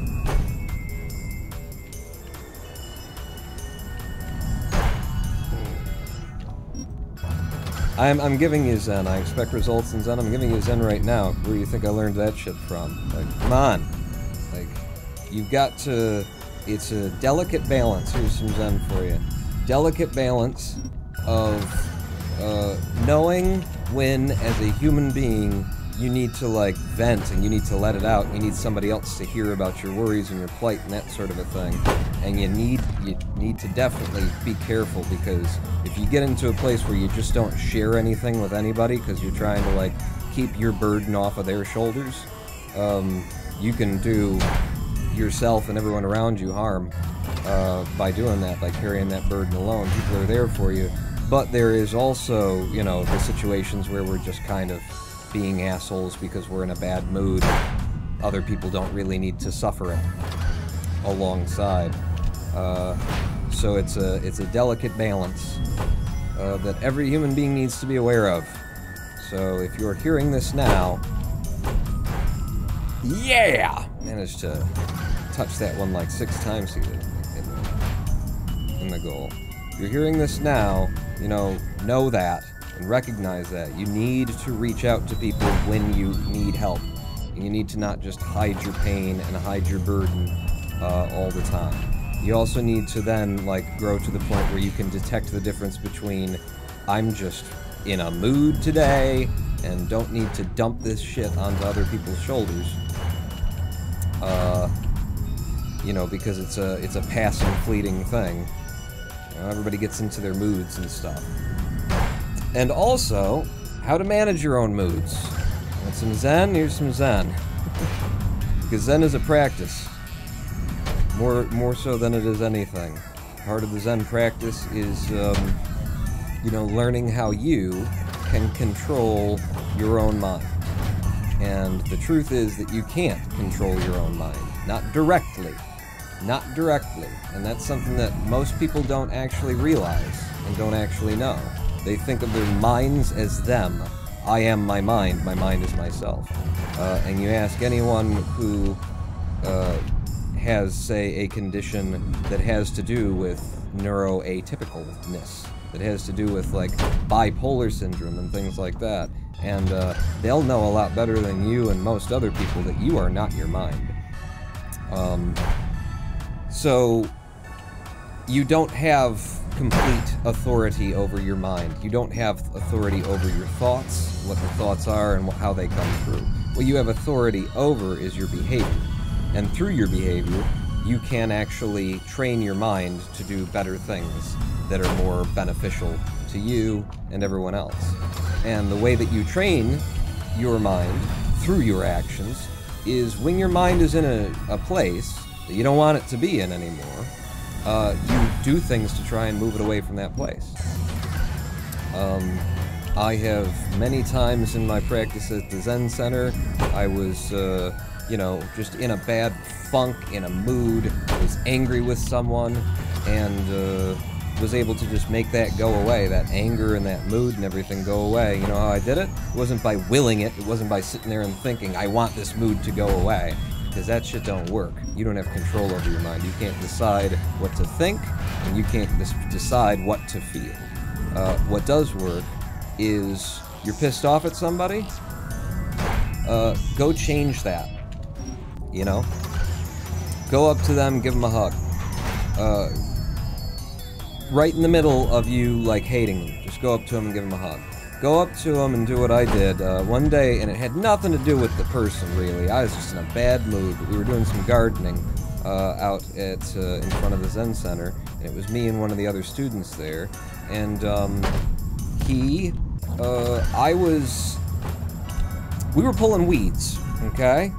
And I was in a really bad mood, and I grabbed a hoe and just started, like, working the soil and just pulling up all the weeds at a certain point, because we started out by hand, and I was like, you know what? Fuck it. Let's just get rid of all these weeds. So I grabbed a hoe and started doing it, and he just kept pulling weeds by hand, and that was just, like, became a schism between us, and a silent, unspoken one of those things, like, oh, so you're doing that, and I'm doing this? You know, because it certainly makes him, like, look stupid to be pulling them by hand. Well, I'm using an implement of destruction to cultivate the land, that kind of thing. And so just silently there, I was already in a bad mood, it's just hanging over me. And so I went inside in a bad mood. I just walked away. I just walked away from what we were doing, left him out there doing shit, didn't explain myself, walked the fuck away, went downstairs. I'm in a bad mood. I'm, you know, not happy with him. I'm not happy with anybody. I'm not happy with anything. And in that bad mood, I went and I processed some watermelons and made us some watermelon juice to drink. Or no, I chopped watermelons for us and made us some drinks or so. I can't remember what I did. But I made us some food, basically. And I brought it all out on a platter, and I walked out.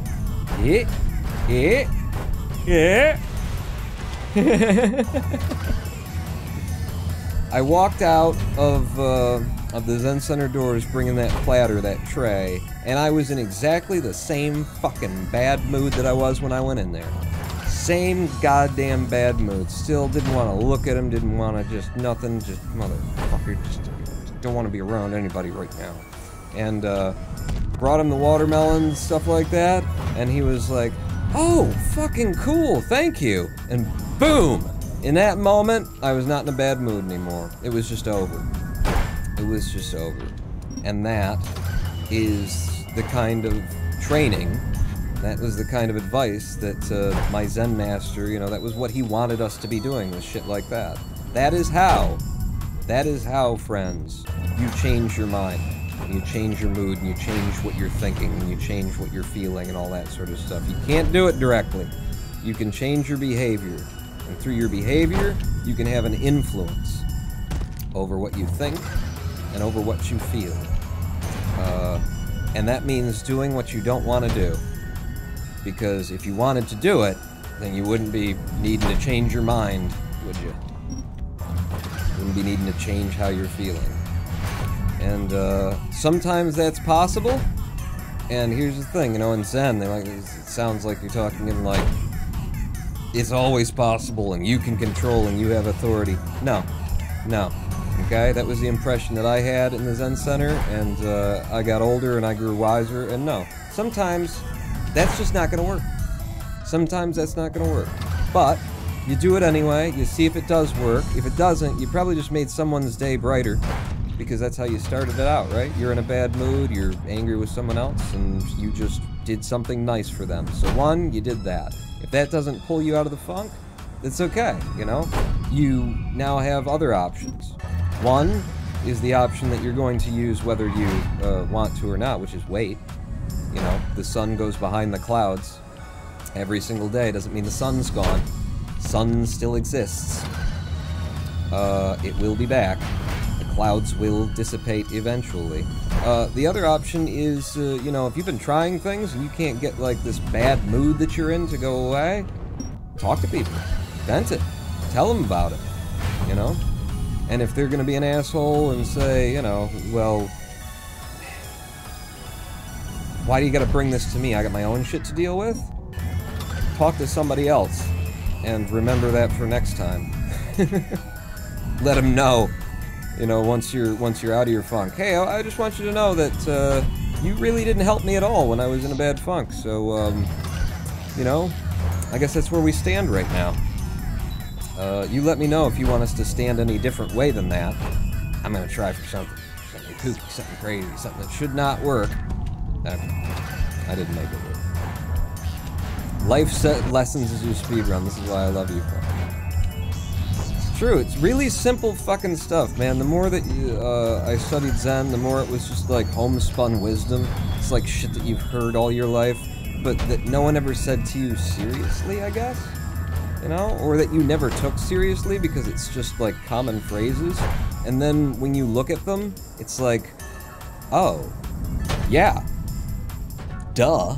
No duh. Like, that makes perfect fucking sense. Like, there is depth and meaning. There's a reason why people have been passing this little gem of wisdom along for thousands of years, and why it is just, you know, common, everyday, ordinary wisdom that you just kind of take for granted, and it's because everybody has these problems, because they're, you know, everybody who you talk to, because most of the people who you talk to are human beings.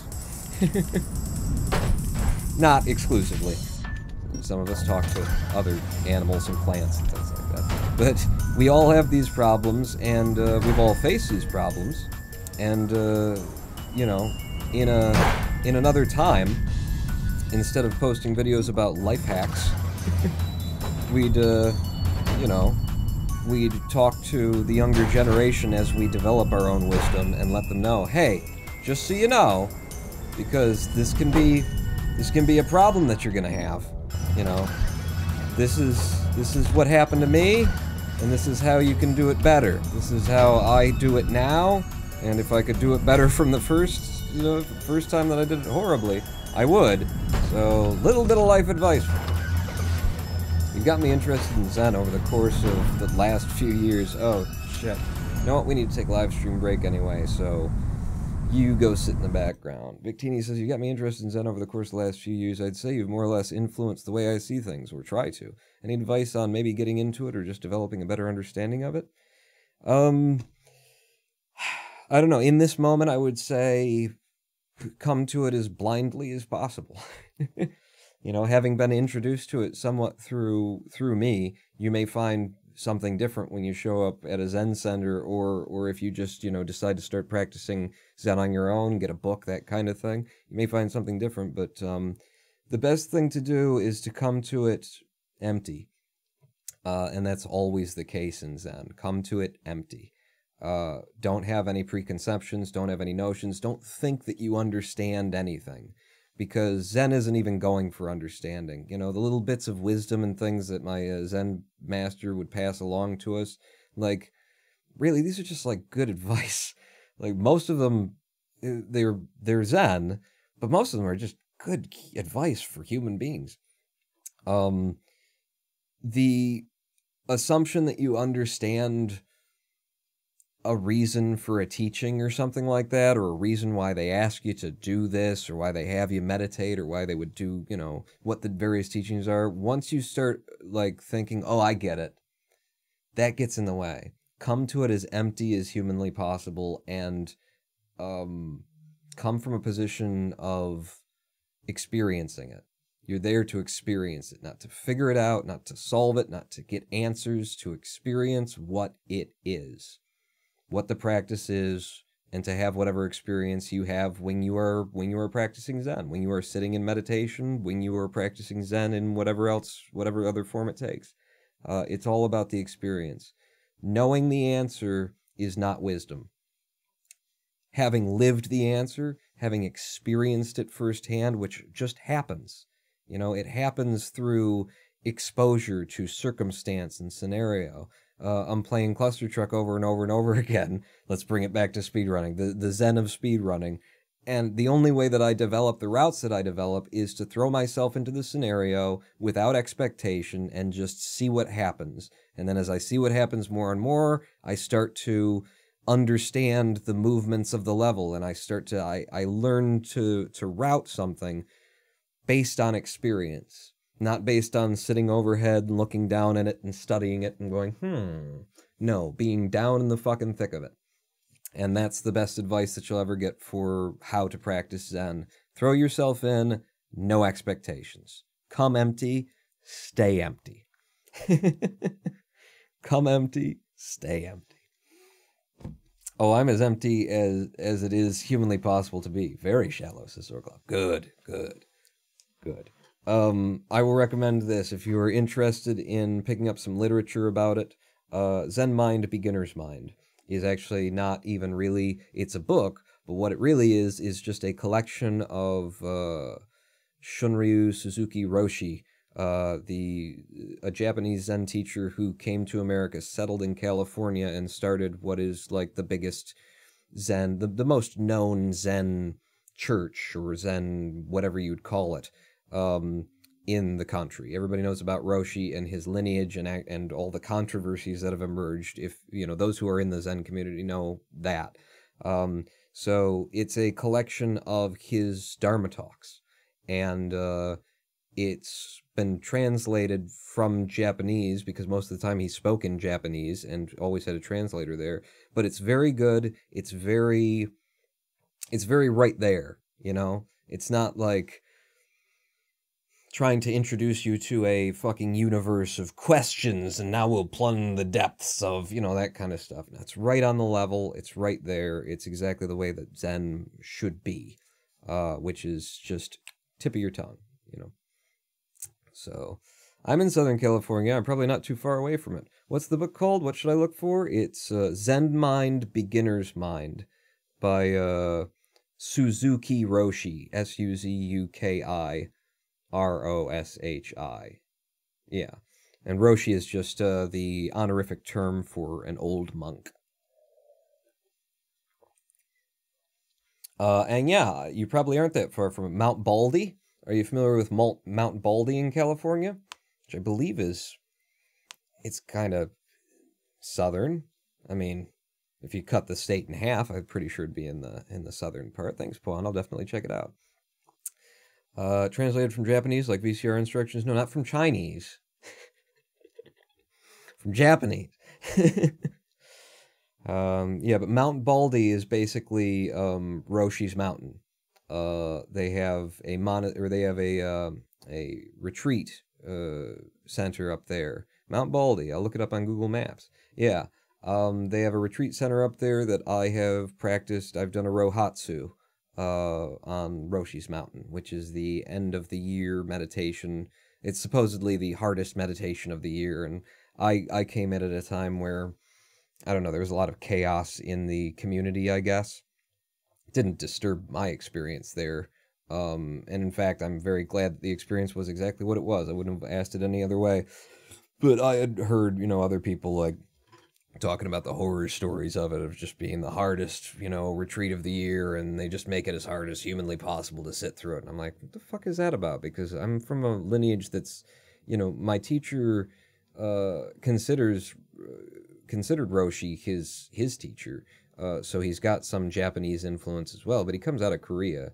And Japanese Zen is what they call samurai Zen, and it's, very Zen!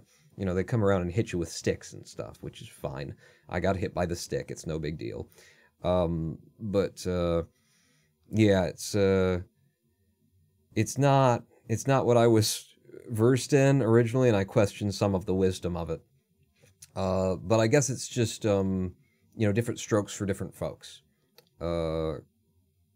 Samurai Zen is something that, if you want to be challenged and you want to, like, fight for it and you want to earn it kind of thing, then there'd be, like, if you just got that, I want to grit my teeth, and which I had when I first found Zen. Zen was the first thing that ever actually challenged me. All my life I'd been looking for a challenge. I considered going into the military just because I felt like no one had ever put a demand upon me that would push me to my limit, that would, like, ask me to be as good as I could possibly be. And the first time that anybody asked me to try harder and try harder and try harder and be the best that I could possibly be was at the Zen Center and in Zen. So I had a bit of that. I just happened to fall into this Korean Zen temple instead of the Samurai Zen temple, or a Japanese Zen temple. And honestly, I'm grateful for it because, I already had that, yeah, thing going on. I didn't need that to be reinforced. Samurai Zen, I shouldn't talk it up like it's something really hard or something like that. I mean, most of what goes on in any Zen temple, Japanese, Korean, or any other sort of lineage, is just sitting in meditation. They just have different little forms and practices and things. And in Japanese Zen and Samurai Zen, there's like a Jikijitsu, they call it, which is just a really fun name. Jikijitsu. You never forget that once you've heard it a couple of times. Jikijitsu! Will Smith's, it sounds like a Will Smith song from the late 90s, early 2000s. Jikijitsu! And the Jikijitsu is basically the big mean dragon angry person in the hall. Like, they're intended to be scary. They're supposed to be there to... They got some weird things going on. I mean, whatever works for you. Whatever works for you. My teacher never talked bad about Christianity or Judaism or anything like that. He was like, whatever works for you. But he did always add that Zen is not a, Buddhist-specific practice. It's a practice that anybody can do in any religion or non-religion. Anyone can take up meditation. Darth Angelos Ice Creaming, you in the military? I'm scared for you since you bought that shotgun. Also, Mount Baldy sounds like what you say to your girlfriends when you're not wearing a wig. College is scientifically proven to teach you any fucking thing for the first few years, no surprise. To not teach you any fucking thing for the first few years, no surprise. Yeah. Well, yeah. Yeah. And what they do teach you is learned knowledge that is not that useful, really, in most situations, you know, in most circumstances. If you're going into some kind of a field where you're going to be working and, you know, even if we're talking about like engineering and shit like that, like, oh, but we got to make sure they got a strong foundation, fundamentals of, you know, maths and stuff like that. And that's, yes, you do.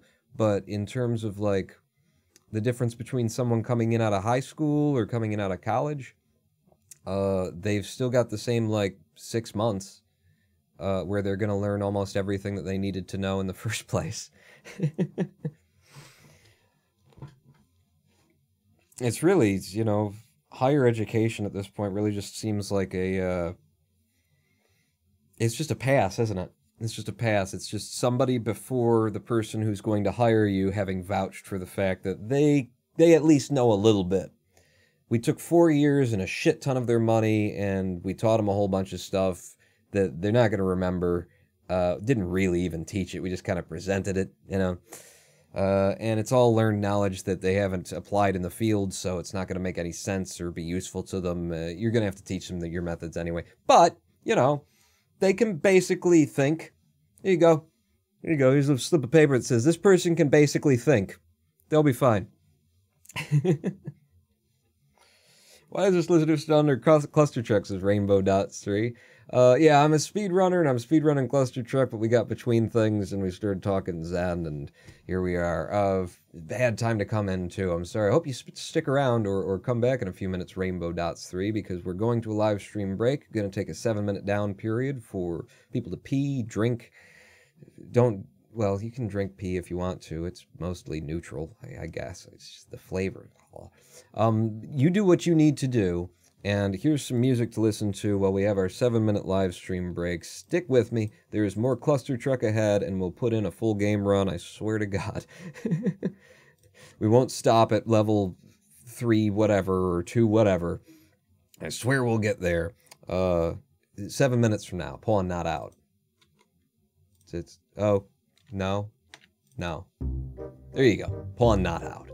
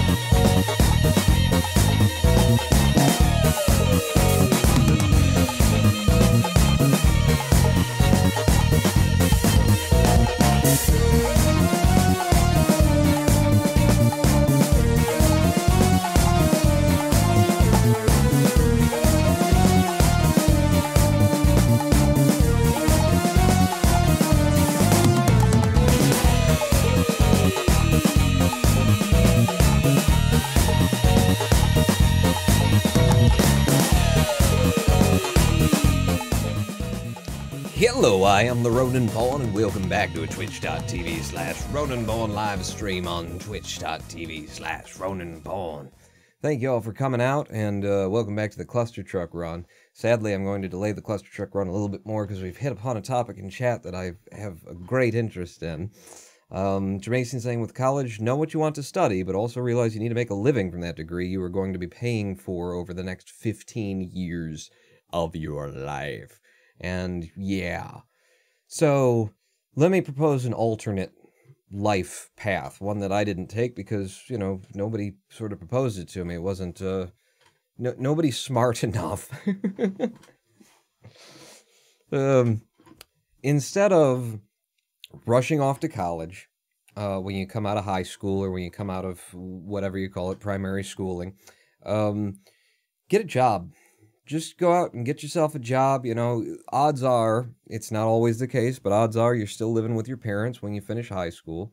So go out and get yourself a job. Nothing special, nothing important, just a job, just a good job. Janitor work, flipping burgers, whatever. Just go get yourself a job where you can get a 30, 40-hour work week. Okay? Nothing less than 30 hours. And just experience that. 2 years. Spend 2 years of your life coming out of high school just learning what it's like to hold, you know, experiencing life as really claiming your independence and saying, okay, I'm now making my own money on a monthly basis. I'm living at home with the parents for, you know, you get the job, you're there for 3 months or something like that. And now you got a nice little, you know, pile of cash. Don't go spending it on everything, but you can have some fun. You just got out of high school. Go have some fun. But, you know, spend a couple of months, get some money together, working your 30, 40-hour job.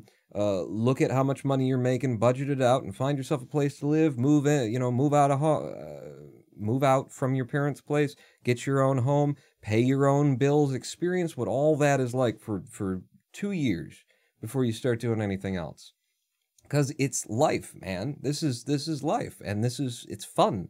It's not like, I gotta get a job and pay my own bills. No, you get to go out and like have the experience of having coworkers, having a bad boss, having a good boss, maybe getting promotions and stuff like that. Like, it's all gonna happen. Just go out, grab yourself a job, something that'll pay the bills, get yourself an apartment, set it up the way you like, and just live for a little bit and have some fun like that. And make sure in these first 2 years you do not start a family. My great advice, and I think I can stick to my guns on this: don't start a family, don't go having kids, don't get anybody pregnant, don't get pregnant yourself. Set that off. You want to do that, that's the life you want to have, that's the life you're gonna have in your late 20s, early 30s, for the sake of your fucking children. Okay? If you're gonna have kids, for the sake of your children, wait until you know something about something, come out of school, wet-eared, not knowing what it is to hold a job and pay for yourself, and then just jump into making a family, and sometimes it happens and you didn't really control it, and, what are you going to do? I'm saying, ideal scenario, 2 years, just work and have the money, have your own place, go out, have fun with the money, save a little bit, and then after the 2 years, now educate yourself. Huh? Now, go to college without going to college. Take classes instead. Because, like, the virtue of going to college is that there are all these requirements and prerequisites, and it forces you to take classes and learn things that you didn't really have an interest in, didn't think you had an interest in. Maybe you end up finding out, I really don't have an interest in this is boring as hell. But you walk in and you kind of have to be there because you got to fulfill the requisite, and so you're there, and maybe you find out, oh, wow, this is really, I'm really good at this, or I really like this, I'm really interested in this. And that's the virtue of, like, college is of that forced scenario of you have to do all of these things, because if we just did what we were interested in when we were 18, then you get a narrow kind of field of life. But the bad side of that is that once you are opted into that college system, you're in for a penny, in for a pound. You go into a class and it's got a bad professor who isn't really doing their job very well, you're not getting anything from their bad teacher. They're standing up there teaching, but it's just not coming through. And you're just there, man. Your money's already in the system. You might as well finish out this thing, even if, you just got to, like, mail it in and you're not really learning anything and the professor sucks and they're not getting you enthusiastic about the course material. Like, you just got to be there. Whereas, if you just take classes, then you can learn, and you can also say after the first 3 days, and you got to be careful when you're looking for classes and when you're looking at colleges too, how long you have to say, no. But you have some authority over that to say, you know what? This isn't a good teacher. I'm not playing. Give me my money back. I'm going on to something else. I'll find someone else who's teaching this material, or I'll just skip this material. And, spend a similar amount of time, 2 to 4 years, just doing that. Just, like, taking classes, throwing yourself in, set yourself up with 2 or 3 classes a week while you're working your job, and, tone it back from all the partying and drinking and whatnot you were doing.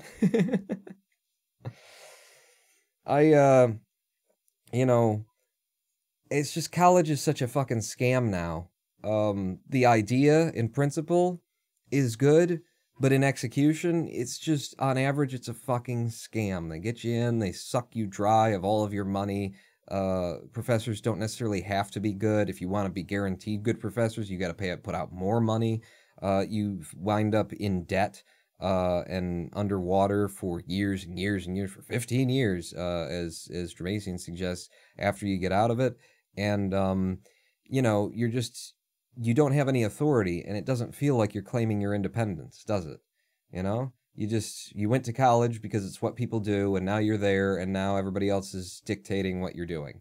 I mean, you get to choose your classes, but once you're in, you can't say, this guy sucks, I want my money back. I mean, you can, but odds you're going to get it back, I believe my college was horrible on that. I think you had, like, a day.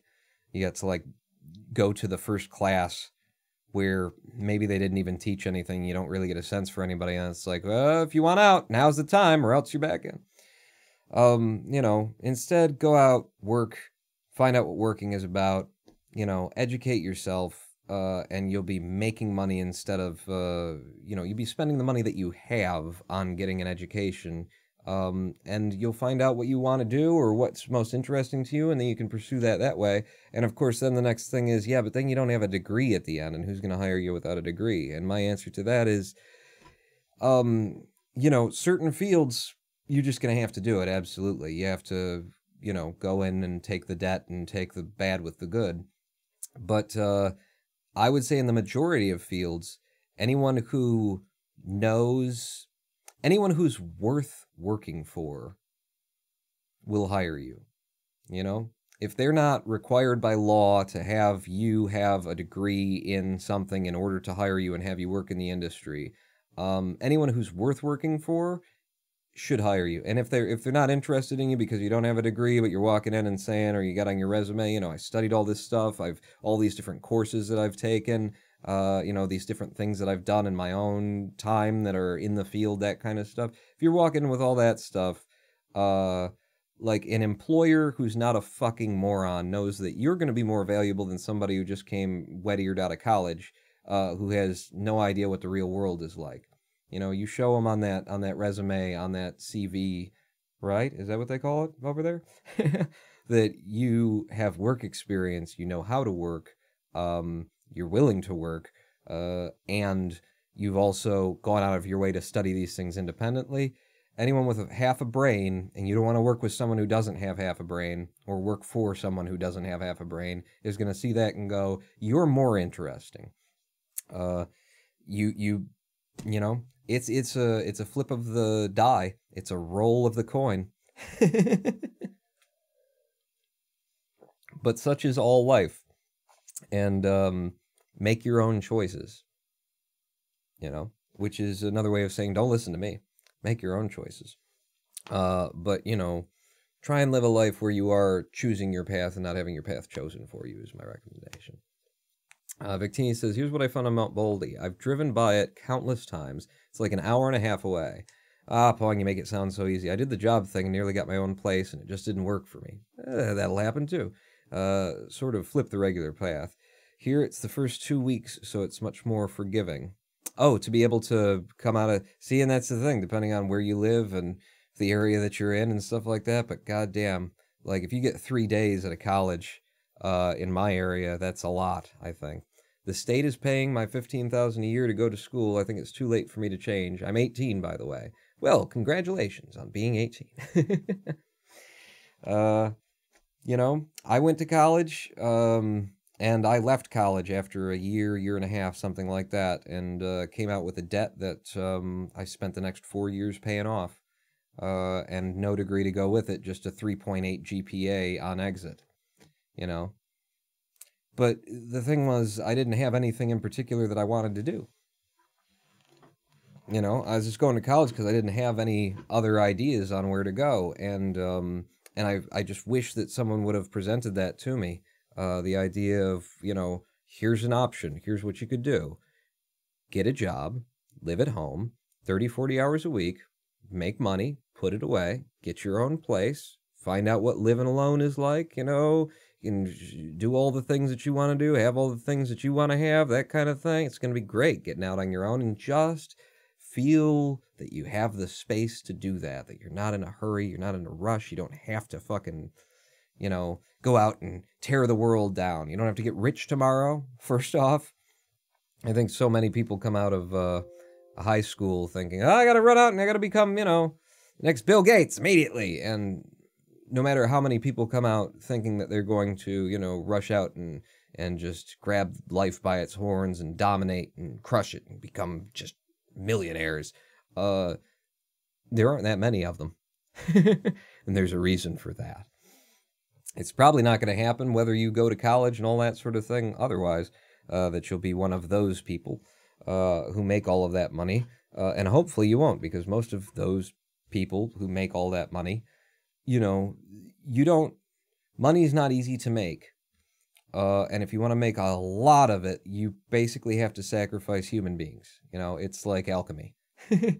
According to Full Metal Alchemist, you have to sacrifice a soul in order to make several souls, lots and lots of souls in order to make a Philosopher's Stone. And if you want to make a big pile of money, you have to sacrifice a lot of human souls. You have to climb over a lot of people on your way to the top. You have to burn human bridges. You have to make decisions that are bad for other people, for the environment, for your competitors. It's if you're going to be rich, you know, sooner shall a camel pass through the eye of a needle than a rich man enter into the kingdom of heaven. And that is a little bit of that homespun old school wisdom we were talking about earlier, which isn't to say that it's needs to be a religious kind of a thing. It's just saying, hey, you want to be rich, that's fine. You're probably not going to be able to be a good person and be rich. I mean, you could be a good person amongst your friends and family, but when you know, put your suit on and go into the tower, Mr. CEO, you need to be making heartless, sociopathic choices that are best for the income of your business and the solvency first. And very last will you be thinking about how does this affect other people. What was I talking about? You know, just it's your life. Do what you're gonna do, you know?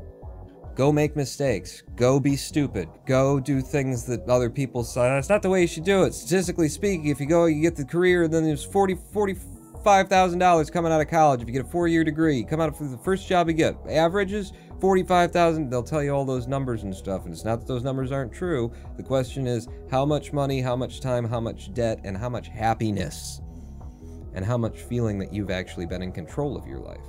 That's what midlife crises are about, baby. Is all the people who ran out and did what, you know, the market told them to do, and then get to about the middle of their life and go, am I still doing that? When am I going to do what I wanted to do? I guess it's gonna be now. Get me a Ferrari and an 18-year-old girlfriend. Yeah, I'm 50. I feel a common thing, and so many people have a plan that is to go to college and get a career, and nobody knows another way. Yeah, and that's all I'd like to see, is the space, the social space presented to be like, you know what, you don't have to do that. There are other paths, and they're possibly better, better by other metrics. You know, getting your 4-year degree up front and coming out and going into the workforce may be good for dollar metrics, you know, by the statistics, but how do you feel? Are you happy? Did you really choose the career you wanted to be in, or did you choose it because it looked like you could come out of college and get $45,000 a year? How long is that gonna last? And I absolutely hate that, says Victini. I don't want my life cookie cutter or predetermined. Thank you for the advice, Pawn. I really am glad I've heard it. Okay, now prepare to hear a string of profanities as I run World 1 Clustertruck. Come on, let's get all the way to the end here. Even if it's got to be a 36-minute time, just get me far enough into the game that we can run some of this fucking thing. Oh, I said profanities. This fucking thing. In 3, 2, 1, go! Out to the edge immediately. Boom. Little pop. Oh, it's too little of a pop. Alright, I'll take the big pop, and I'll push through to the goal. Not quite the fastest, and I missed the next clip. Too much goddamn judgment going on here, you know? Run the game, man. It's what it is, though, you know? Anybody who's doing anything competitive knows that's what it is. It's just some of that. Oh! Managed to turn a bad 1-3 into a great 1-3. You know, you're always looking at your best times, other people's best times. You're running it and going, I could do that better, I could do that better, I could do that better. And I guess the key here is to find a way to, you know, to do that, to acknowledge that you can do it better, or that there's a better way without just being pessimistic and crushing yourself. Okay, that was a low jump. So I'll stay to the right and I'll lean into the debris to get me to kick around it. Forward unto dawn. Get over you. Under that. Yes. Yes, nice truck only clear of 1-7.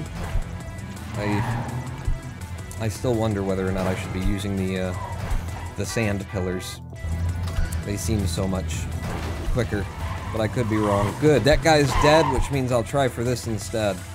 And I think that I should be trying for that instead all the time. I think it's just more consistent. Nice 1-9, and on to 1-10. Through this jump, into you. Is it fast enough? Yeah, it's fast enough, and that's a good World 1. We're out of World 1, possibly in a gold for the segment. Because we didn't take any deaths there, did we? Now we can take some deaths. Now we can take some deaths. Probably not on the easy jumps, though, Pawn. Okay. Okay. One more? Do I get one more? I think you get one more, Pawn. Just don't fuck it up, because I don't want to restart. I really don't want to restart. One more. One more, because I really don't want to restart. And that was bullshit. They just didn't give me any trucks. That was not my fault. I didn't do wrong there. I did wrong the first 2 times. And I acknowledge that. But if they don't send any trucks to the goal, what the fuck am I supposed to do about it? 2-2 now. Okay, apparently you're taking the backup strat version, which is into the side of you, pop up and over. Yeah. Alright. Hey, gets me through in an ace. I'll take it. 2-3. Swag pop at the beginning there, because I really don't know how to start this level anyway. Yeah! Yes. Yes. That's a nice 2-3. That makes something up. 2-4. 2-4 now. Just gonna stop here. Oh! Oh! Oh! Wow. Managed to make a bad 2-4 turn out for me. Okay. Slow down. Take from here to this guy. Oh, that was close. I'm gonna sit you for just a second before I go to the goal. Just trying to be safe. 2-5 now. Yep. Yep. Good, good, good, good, good, good. Up and over. And into the goal. 2-7. 2-7. Oh, that's the wrong place to take that kick. Go completely up and over and just hope. Hope and pray. Hope and pray. Shit, I could have converted that too. Okay, don't fuck up the method this time. There you go. Up and over. Oh, you pulled away too quickly. Oh, he doesn't want to restart, does he? Nope, he said it too many times. He doesn't want to restart. So he's taken just about anything. Get me there. Don't take me too far up, because there's arches overhead that'll kill me. 2-8. 2-8 into 2-8. Okay, that was floating. I was floating there. If they would have given me a little kick, it would have shot me so far forward, it would have been great. But they didn't. So, no use bitching about it. 2-9. Because nobody's listening. The game don't give a shit. Like, you will take what I give you, and you will like it, or you won't. And I do not care, one way or the other. There you go. Nice through 2-9. Out the death, and into our favorite friend, 2-10, who's just gonna be so good to us right now. Just gonna be so good to us. Nose up. Me up to here. Nose up. Just waiting you. Just gonna wait until you're about here, and then I'll take the jump straight to the goal. It's way safer than dying 7,000 times like you usually do, Pawn. Yes, it is. That's why I do it that way. Taking the jump off the edge. I'll get used to it someday. And through here, coming in a little fast. Okay, back of you.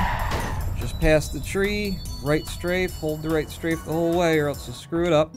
It's 3-2, 3-3. It's nice to give you a couple of gimmies right here at the beginning. I mean, as a speed run, there are a couple of gimmies. And now into the one we were practicing a bunch. Let's see if the practice paid off at all. Because who knows? Yeah, that worked out. Float her in. Float her in. Yeah. Yes, practice paid off a little bit. 3-5.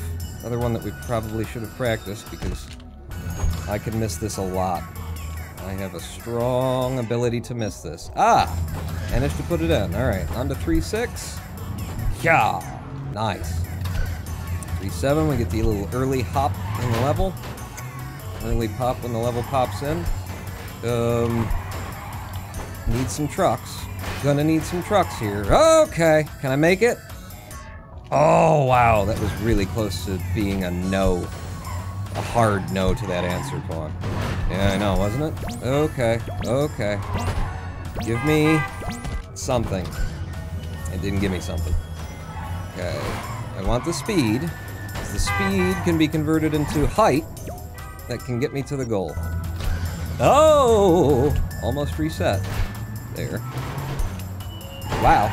It's close. You know, keep some speed so you can make that jump, and then up, and then forward. Whoa, that was really close too. Shouldn't have pushed it. 310 now. 310. Let's see how this one goes for us. Okay, it's gonna go short. I'm gonna have to stop short. Yeah, no. I've come to know when I can go long and when I can go short, and it's all about this last jump here. How, yeah, that's gonna be short.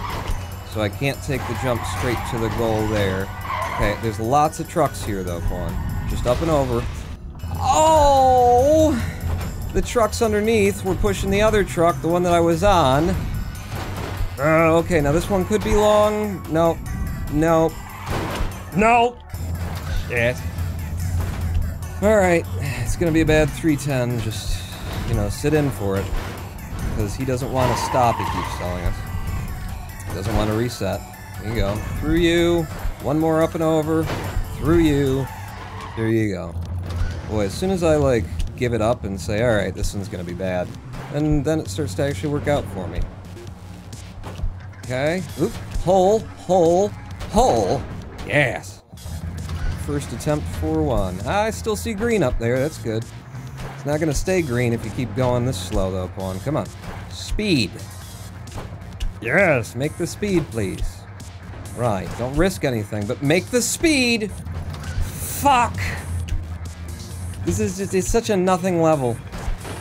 And it always takes something, it doesn't always take something from me. It takes something from me, way too often, because there's just nothing to it, but it's all about the speed.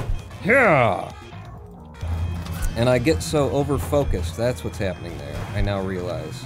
I get so over-focused. Yeah! Oh, fuck you! On the jumps that I'm converting, and where I'm going to land, that I stop looking forward, if I was ever looking forward in the first place, to see where the line of trucks ends. So now I know what I need to do for that one, and we'll be fine. Yeah, okay. Sure. From now on, I won't screw that one up anymore. Okay, 4-5, Laser Anus World. Just a little pause in the game. Place to take a breather, if you're not terrified of this world, which I still kind of am. Because it's one of those where you really shouldn't die, so... always worried that I'm going to.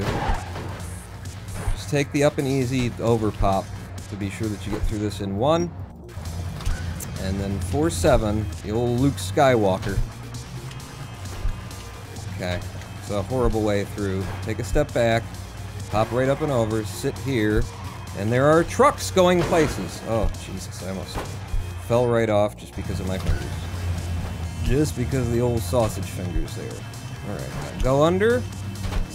Nope. No, you want to go over. Yeah, that's what's been consistent for you.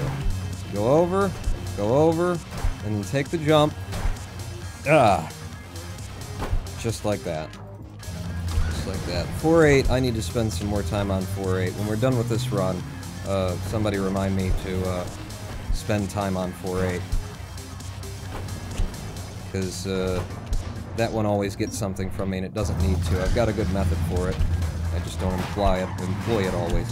Okay, I did a lot of training for this, and the training didn't help because the trucks didn't go anywhere and I didn't get the jump. And the jump's kind of hard to get. Alright, I got the jump that time. Sit it down, get up here, get onto you, yeah, take it to the goal. That's a clean out of 410. Just 2 attempts, I will take every day of the week. I'm going it, and I'm going it. Oh, shit. Man, this one can be done without, like, stopping at all. You know, you can get lucky truck setups. That wasn't a lucky one, I just managed to pull it back from not being good. That was bad, Pawn. So was that. Yep. But I'm still alive and it got me through. Alright, 5-3. Nope, just gonna go it. Because of the position of that first mallet. Made it fine for me to go. I can read the levels a little bit. Certain levels. Certain scenarios. Okay, yep, fine. Fine by me. If it gets me out of 5-4 in an ace, taking it. 5-5. I need to spend some time here too. But I have spent a lot of time here, and I just don't know. I just don't know what to do. The fact that we just put in an ace there, as crazy as that looked, that's amazing. Yeah! Nice. 5-6. Feeling a little bit clamped up there. Okay. Truck's nose up. I'll take the big pop. This is only going to get me to the second string of trucks. Oh, it's a bad cycle, though. Oh, it's a bad cycle, though. No!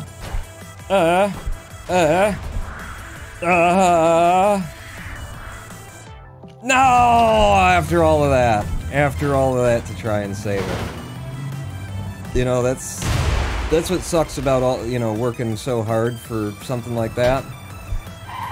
Is that you could have just reset so long ago and not have wasted the time. Okay, 5-8. Up and over. Right to you. It's the miracle level and I missed it. It wasn't, I just didn't have the jump converted and I had gone too far to come back from it. The popper didn't pop. That popper is about, all these poppers are, you know, slightly randomized. Shit.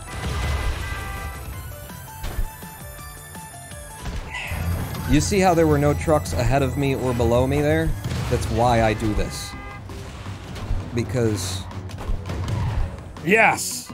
That's why I go for that conversion, because the trucks just don't go through there very often. The ones that we saw going through at the end there were not in a place where I could have used them beforehand. Okay.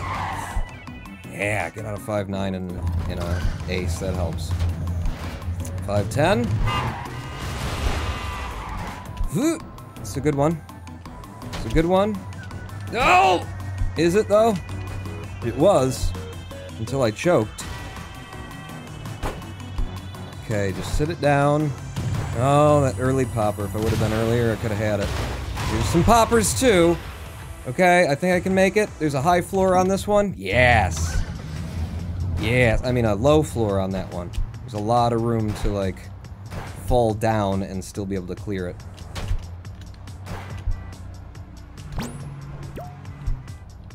You.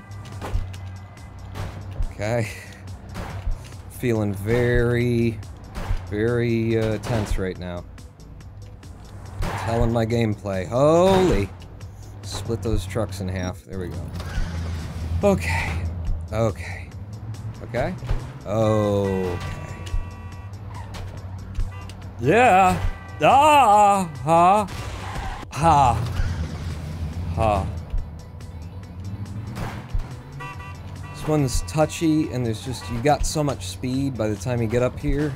And this last conversion, I have made it like a million different ways and still messed it up. The way that those trucks are parked into each other is tricky as all shit to get past, to get through.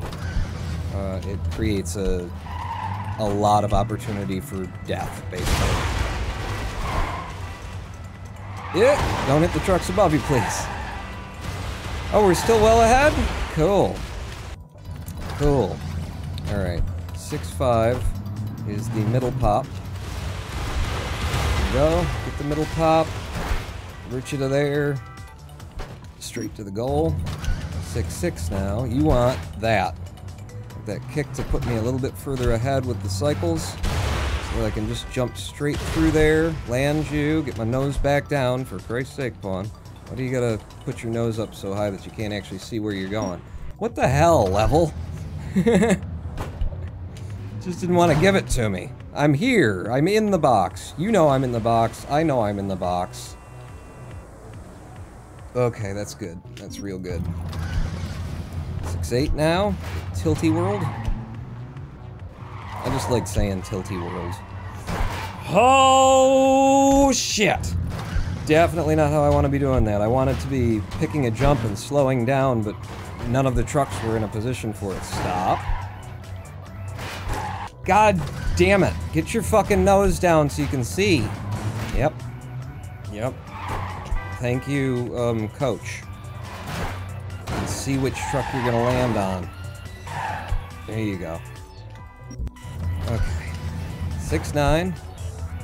Boulder level. Always uncomfortable, this level. I don't care how I do it, and I've got, you know, I do it different every fucking time, it feels like. Because it is always uncomfortable for me. Those jumps, they're just the timing of them. Get it in first time. Yeah! Yeah! Alright, 7-1. Skip levels that like to take a lot from you, though. You miss one of these, and you're not in a good way. You're not in a good way. Yeah! Nice. Nice, because each of the levels is, you know, nearer to 30 seconds long than anything else. So if you miss one of them, you know, you're losing 30 seconds. Although that depends on how far into the level you are, so sometimes it's a worse loss than others. Alright, 7-3. Give me the good setup here. Yeah, that's good. I think it's good. Now just land it. Run it. And don't forget, that's uphill and can screw up your jumps because it's uphill. And that's downhill. Okay, watch out for the missile. Wow. Wow. That second shot was a lot further forward than it usually is. I gotta wait. And now I'm gonna go and I'm gonna try and change position in case it is actually targeting me directly. Now we're just gonna go fast. And hope. And hope. Yep, it's 2, but they're, you know, within the first 4 seconds of the level deaths. Okay, okay. Land this guy. And you can take the jump and try and convert up here. And then go straight to the front truck. Holy shit. Wait until that's good and low. Take this one, just land it, and just bunny hop your way to the goal. Because it gets you out, finally. Give me the swag kick. I didn't get the swag kick, so I'll take the swag butt bounce. Little truck puts its butt in the air to signal it's ready for mating. And that's what I use as an indicator to, you know that it's alright for me to mate with it. What? You heard me. Okay, this is very slow. It's fine though, because we're not going to take this jump until we're right here. And we fall right through. And then we back up to the goal. If you miss the goal over top of it, it does not have any... It's not going to cry for you, Argentina. Right? Yep, we're good. We're good. Get through here, spin around. Spin around again. Ooh, I was a little late on the turn. But it's fine. And up into the lifty levels. Ah, okay. At least it's just the first jump. You know, if you fuck up the third one, and you've really left a lot of time on this level. Ooh. Up.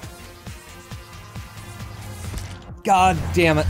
Second one is no better.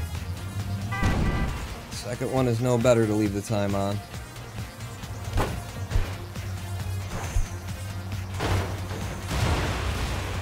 Push it out.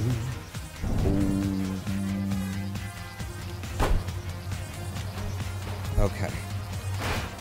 Third jump now. Let's not fail on each of them. I don't need the hat trick. Okay, now this one, no strafe jump. No strafe jump. Come down exactly where you want to come down. Okay. Yeah, we left a lot of time on that level. But we have a lot of time to leave, which is, you know, nice. Which is nice. Okay, washing machine world, we can get a lot back here, I'm pretty sure, if I find the truck I want. I think you're not gonna be okay. Oh! God damn it. That was me. That was me and my butterfingers. Okay, this guy's going off in the direction that I like him to go off in. I just don't, because it's a fucking rodeo show. That, you know, it just happens. It just happens, and what are you gonna do? I'm pushing against it. What you could do is just keep hopping. That's the danger of just keeping hopping. Yeah, washing machine level. Took more time from me. You look potent. You look like you might make it. Okay, yeah, you're gonna make it. You're gonna make it. Yeah! Okay, I had to walk into the model there. We made it out. We lost a lot of fucking. We lost 30 goddamn seconds on that, didn't we? Something like it. Okay, all skill, no luck. All skill, no luck. All skill, no luck. No luck. No luck. Yeah. Alright. Whew. Now into the easy worlds. There's just no easy worlds from this point forward in the game. I know. Okay. Slow it down and put it in. Thank you. It's 8-1, 8-2. Again, not the day. Not the day that I'm gonna remember you exist.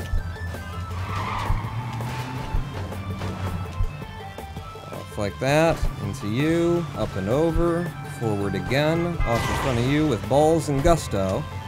Stop here. Oh, early jump! Early jump, I knew it from the moment I took it. Early jump.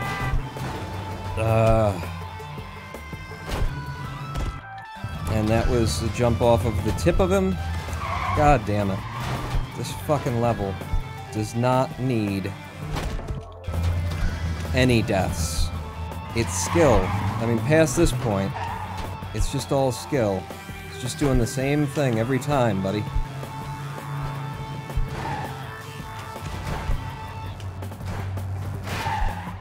Nope! That was not my fault. I mean, everything that's done in the game is my fault. But, that's just the jump that just jumps like that.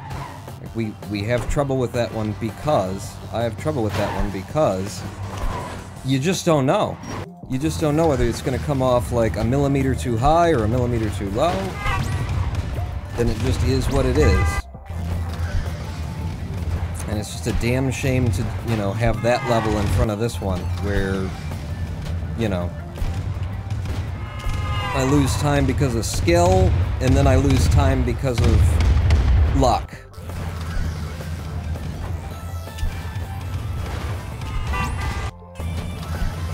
And honestly, that last little jump, I have no idea what I can do differently than what I'm doing.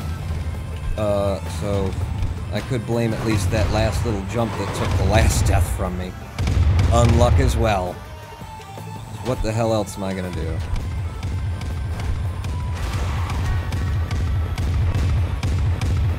Oh, God, he pulled it back. Pulled it back. It was close.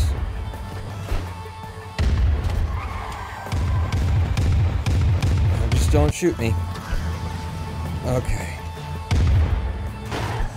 8-6. Where's the truck? There it is. This is the long one. Jump a little bit early on that one.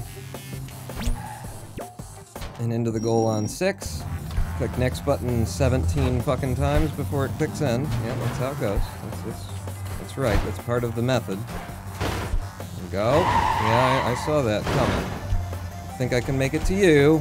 Ugh. Okay, I did get a giant kick. Who's gonna still be alive? Yes! Yes! Ace clear on both of the rail levels. Both of them. You're gonna give me both of them, right? Nope. No, we're not. No, we're not.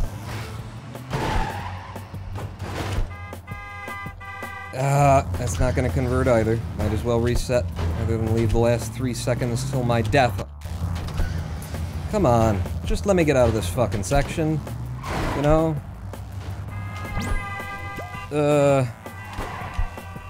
You? Was it enough? It was just enough. Okay, thank you. Thank you for letting me get out of this fucking section. I'm not messing with those trucks. I ain't messing with you. I ain't jumping to you. I ain't messing with you. I ain't playing with you. I ain't messing with you. Fuck! Right at the fucking end of the level. Only 46 seconds ahead now, buddy. Okay. You're my guy. Nobody's my guy. And that's not enough to get there. You know, we've run the shit out of this level. It's, there's nothing new to find here. There's nothing new to find here. And that's what's disappointing. When there's nothing, you know, there's no new strat, there's no new method. There's nothing to be found. It's just execution. And it's really fucking tough. And we're over, and the run's over. Run's over too. Fuck it. Run's over too, fuck it. God fucking damn it.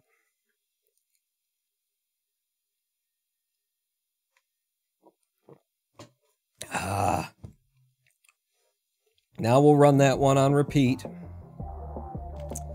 Just to train. Best of segments down to 2320. It was pretty good though, says Gohan. It was good for a while, wasn't it?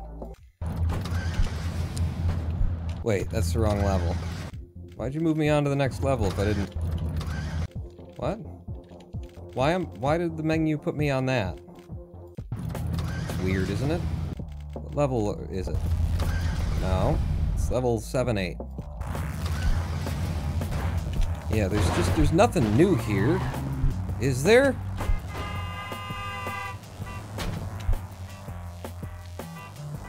Take the run, you take the jump, you take the bad, and then you have the facts of life. The facts of life. It's a incredibly difficult landing to have to try and pull off from here when you're falling at this speed down onto tiny trucks. Tiny trucks. Go and fuck yourself. Yeah. Try it. And I know all of the things that I need to know as well for converting it. There's nothing new here. Like, what you need to know is that the trucks are going to move slower once they get off the speed rails. You also know that the trucks are going to randomly, you know, increase their speed.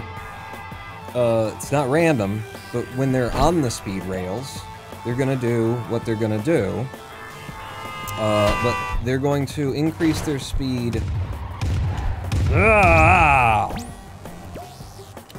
right after they hit that little crease here. Those trucks slow down in midair, so you can make more conversions, you know, to them. It's easier to catch them because they're not going a million miles per hour. But these guys, they hit that little bump and they slow down for a second, then you try to make the transition to them, and that's a lot of my deaths are right there. Because they catch that little bump and they slow down, and so I jump to them. And then, you know, they suddenly speed back up. They suddenly speed back up. Yep. I was trying, I decided to just force that one because we're in practice here. I was gonna try and, you know, run for more speed. And the war here, the reason why I do take deaths is I'm trying to get to those so that I can get to these, so that I can make this jump. You know, it's all like a domino thing. One has to follow the other or else nothing really works. Yeah!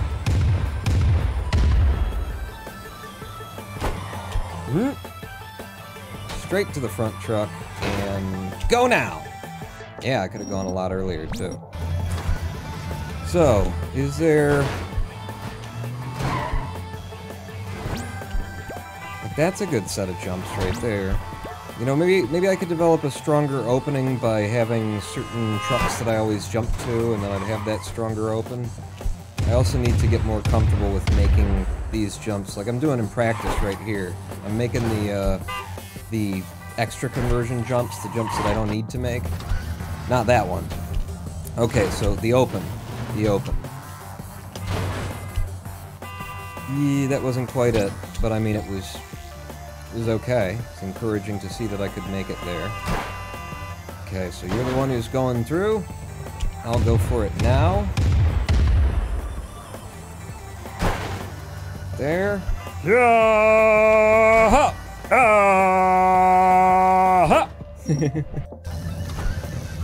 You're way better than when you started this madness. This is Gohan. Thank you. Thank you. So that's ideal, but because the trucks have that little random variability that's introduced by that little seam that's in the ground that I pointed out. Yep. Let's do a right strafe. No, let's not. Don't change your method. Yeah. Can I get to you? Nope. Why not? Because he hit the speed rail and he started going faster than the trucks usually go. Yep. Yeah. So you want to be taking that jump. So I need to develop a strong method for that. In fact, once we get done with this attempt, I'm just gonna do the opening over and over again a little bit. I'm gonna practice that. Boom. Straight to the front of you. Go it now! Wow. Can make it from all the way back there. Wonder what my, I want to see my PB IL. It's 27865. Didn't quite get into the top 50s there, did I? Yeah, you might have, and new people came along and pushed you up. I don't know. We never really ran for it. Okay, so let's just work on the open. The open here to here to there. So whether I get that first jump or not, I want to be taking the jump from those two to here. That has been lacking in my routing. If I take this jump, doesn't matter. I want to stop here so I can take the short hop that gets me there. And that gives me all the speed that I need, and it takes the seam, that little seam that's been giving me problems, right out of the equation. So boom, stop here, and then that. So that'll get me out of the level every time now. Hopefully. Then it's just a matter of converting these nearly impossible jumps. Walking over to that one if he comes along to bump him. And then taking that, and I'm gonna do it from the seam. No.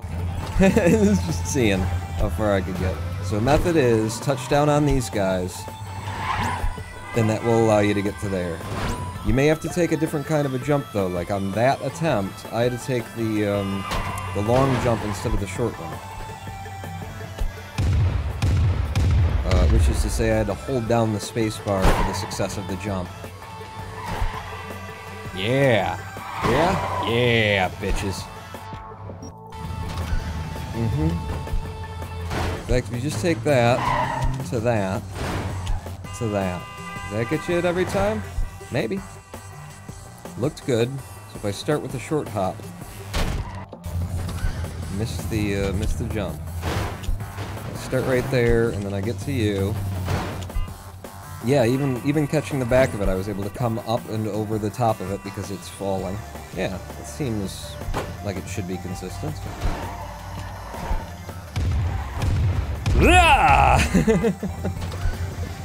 Figured that would happen.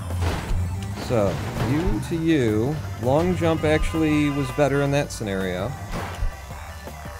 It's kind of a pop as opposed to a runoff and landing, but hey, I'm on the front trucks.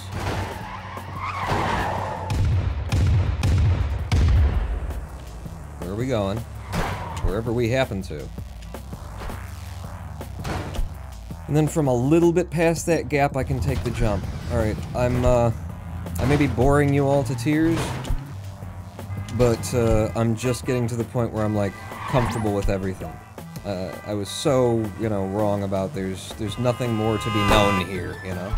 There is more to be known here. Now I know some of it.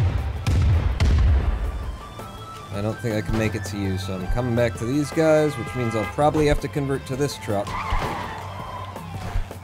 Jesus. I know. I know. The reason I take those jumps, though... Oh! Yeah, nice that you pulled it back, even though you weren't thinking about it. The reason I take those jumps, though, is because, it's dangerous to go alone. Take this. It's dangerous, when you're coming down and you're not sure of the landing, to not have the jump. If you're holding the jump, and you catch on the wall of one of the trucks... Oh, you didn't do it. You didn't do it. That's why you fucked it up. See? So now we got confirmation of how things fuck up for me. Nice. Nice. If you connect with the wall of a truck and you've got the jump held, see, like right there, I tried to react to that by throwing in the wall jump at the end just in case, because I wasn't sure I was going to land the truck that I wanted to land. So if you do put in that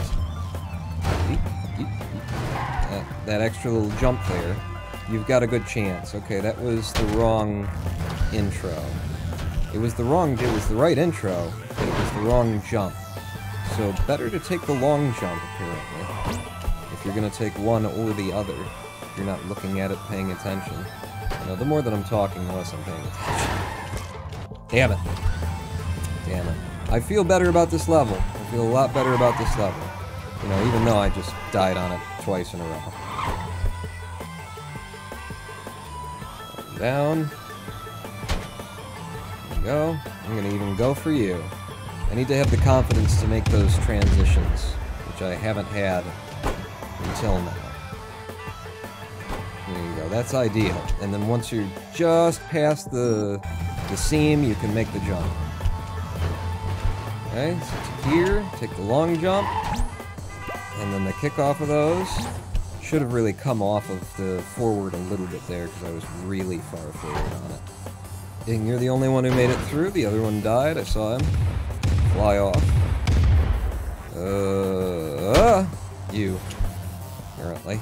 I'm not gonna make it to the front truck, so it'll be the back one, and then we'll take the front truck. Okay. I feel good about this level now. The method has been restored and repaired. What else fucked me over that shouldn't have on that last run? I tell you what we're gonna do. We're going to put in one more run, full run, after what? After some Shenzhen. Some Shenzhen. Shenzhen IO. We're gonna do a speed run of Solitaire, like I like to do to sort of calm my nerves after I've been running this stuff. And, hopefully that'll come in less than 20 minutes. And then we'll do one more run to close out, one more Clustertruck run to close out the day there. We did put in one completion today so far, and it was a 36-minute, which is well up from the 34, 35, or the just sort of high 34s that we've been putting in regularly recently. But we also did some good training and discovered a couple of new methods. So that should help me just in future in general. But for now, in 3, 2, 1, Solitaire! We're going to play this special magical version of Solitaire that I like so much for its calming effect that it has on me. So...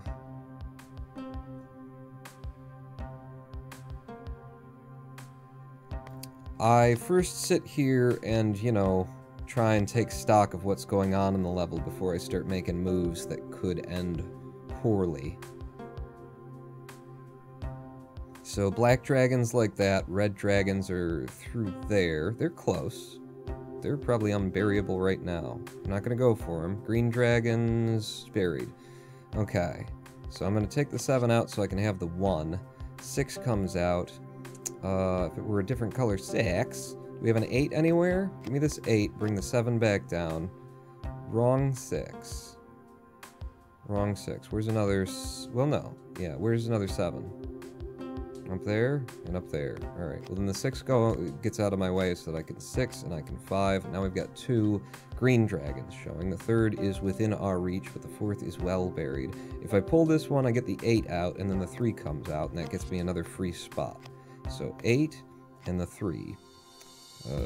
Now we got a 5 over here. If the 9-8 came off, then that 4-3 could swap over. Yeah. And then that means that this 8-7 can come off of that green dragon. Now we've got all the green dragons out.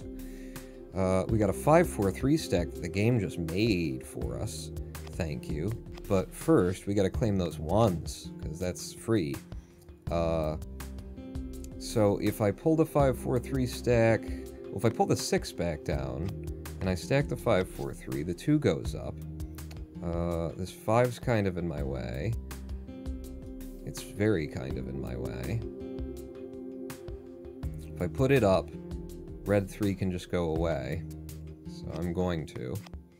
Now we're getting into dangerous territories here, friends. Dangerous territories indeed. I think I'll put the 3 away here. Yeah, and now I'm locked behind the greens because I don't have the green 2 and it's buried. It's well buried. If I pulled the 3 off, I could get rid of that 4.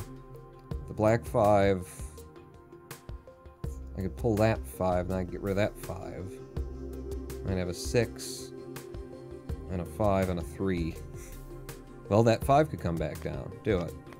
4, 4, 5, 5. So we've still got 1 space. Way too many green cards face up. This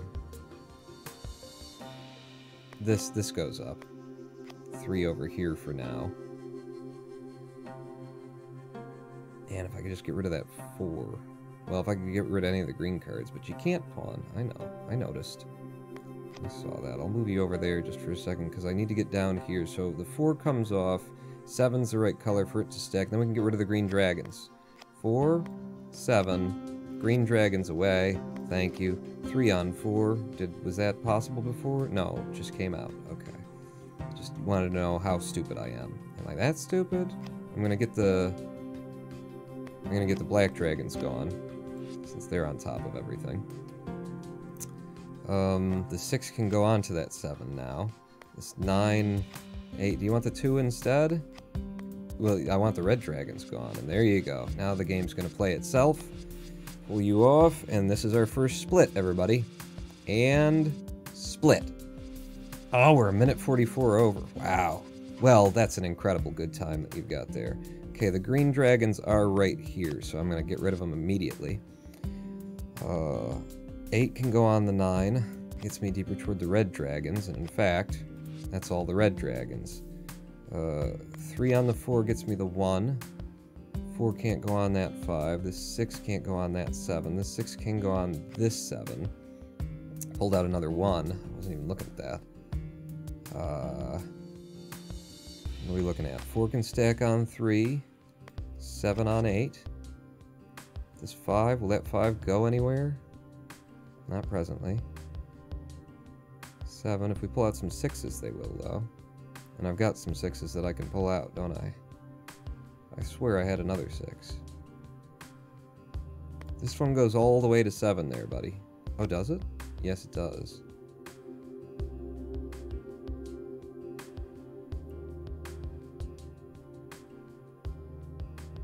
I'm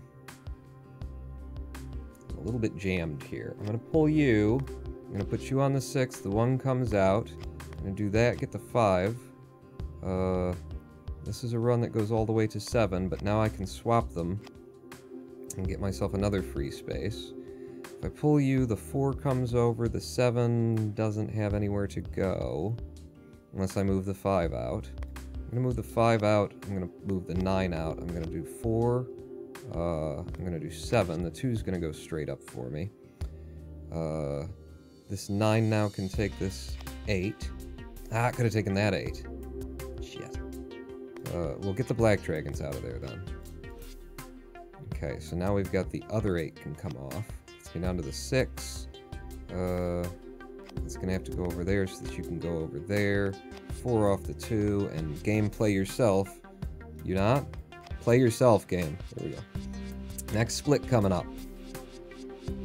As soon as the cards drop off the screen at the right. Next split. Picked up some time.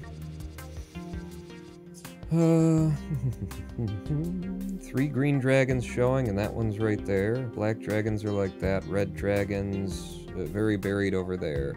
None of these numbers immediately stack on one another, so I have to make some tough choices. Do we have an 8 somewhere? We do, but it's buried under a 9. Put a 9 away, it doesn't really come back. If I unbury you, that's a 5-4 stack. Yeah, but there aren't any 6s anywhere near the surface either. New game. That's part of the speedrunning aspect of this, is that you can go ahead and just take a new game if you don't like the look of it, and the sooner you make that decision, you know, the better. So 3 black dragons, the last one's buried under there. Can we unbury her? If I pull you out, the 1 and then the 4, then I can get rid of all of them. It's risky though. So instead, are you gonna do an instead? I think I'm gonna do an instead. Now, take the 1, move the 4, stack the black dragons. Okay, yeah, is good choice. So 8 on 7, 6 on 8, 3 on 4, 2. Alright, how are we doing on red dragons then? They're buried as hell. Green dragons also buried as hell. Good. As long as I know not to look for them. That's free. Oh my god, and it takes a whole bunch of stuff away too. What are you waiting on? The green 3? Green 3 is under you. Understood. So actually, that's the wrong color 5. Wrong color 5, but I'm going to do it anyway because it keeps cards moving. Now we're really close to something, right? Maybe? Something? No, not really. One of you has to go up there because that's just how we play. Green 7 can come back down on the 8. If the 8 comes off of the 4 goes away. And then the 6 can give me that spot back. Now, who wants to come off of who and what and so forth? Because I've got 3 slots to fill here. If I pulled you... and I pulled you... and you went up there... and then I pulled you... that's all the red dragons. And that's all the green dragons. And now it's just a matter of getting them unstacked. Okay. Split coming up. Lost some time on that one.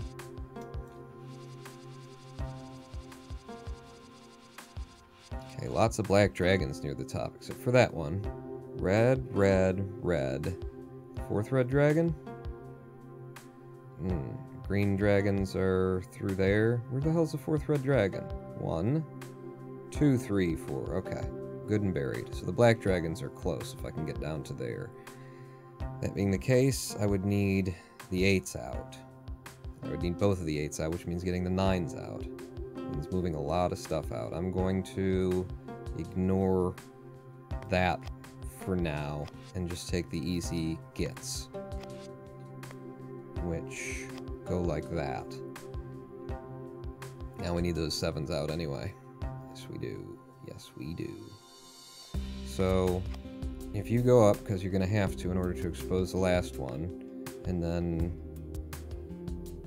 you... I won't be able to get to it.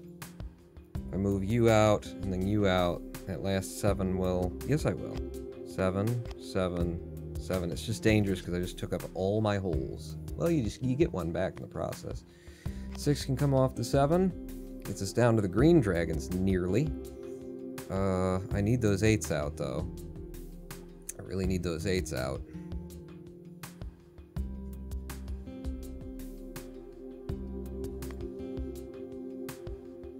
I'll go ahead and stack you just as a matter of course. And then you can go on that. 3 red dragons showing. If I get that 8 out, 7 stacks on that 8. This 8 doesn't stack on that 9. If I pull that, then the 8 goes over there.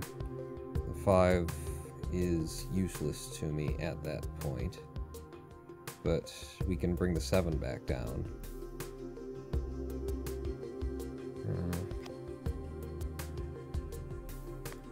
And then we can get that 6 too. I'm gonna go 8, 7, 6. 5. And that's all the red dragons. Yay. That's all the green dragons. Yay. Alright, game, start playing yourself, because I can't be bothered. What do you need?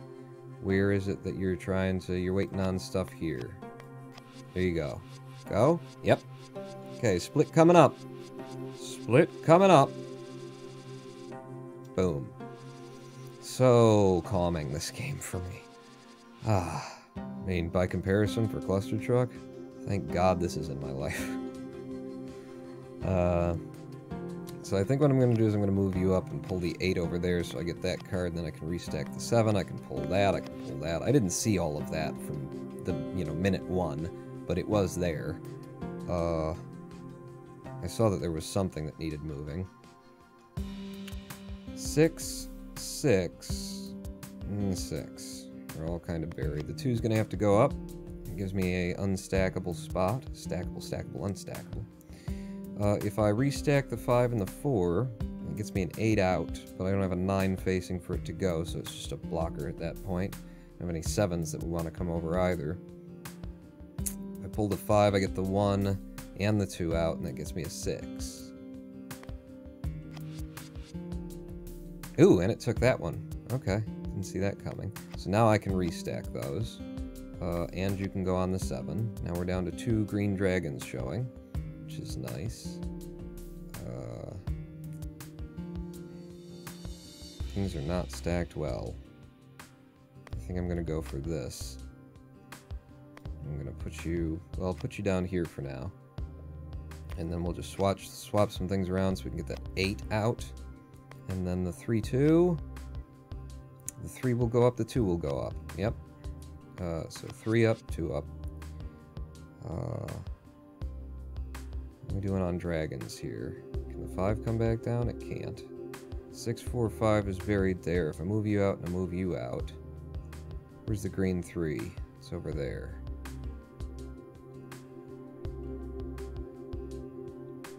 Move the 5 out, move that out. The 4 comes out and it won't go anywhere.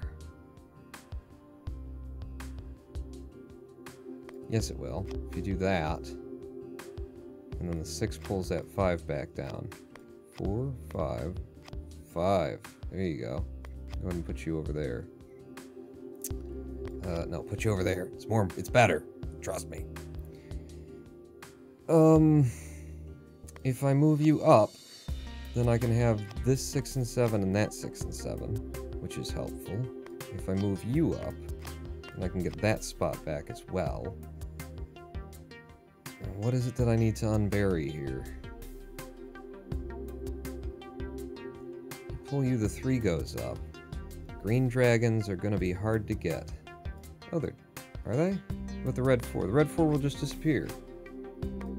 Boom. Green dragons, gone. Jesus. How long has that been the case? Move you off. It'll stack most of it. Red dragon, where's the last of it? It's under there. Black dragon, 1, 2, 3, 4. It's not going to be great. 7.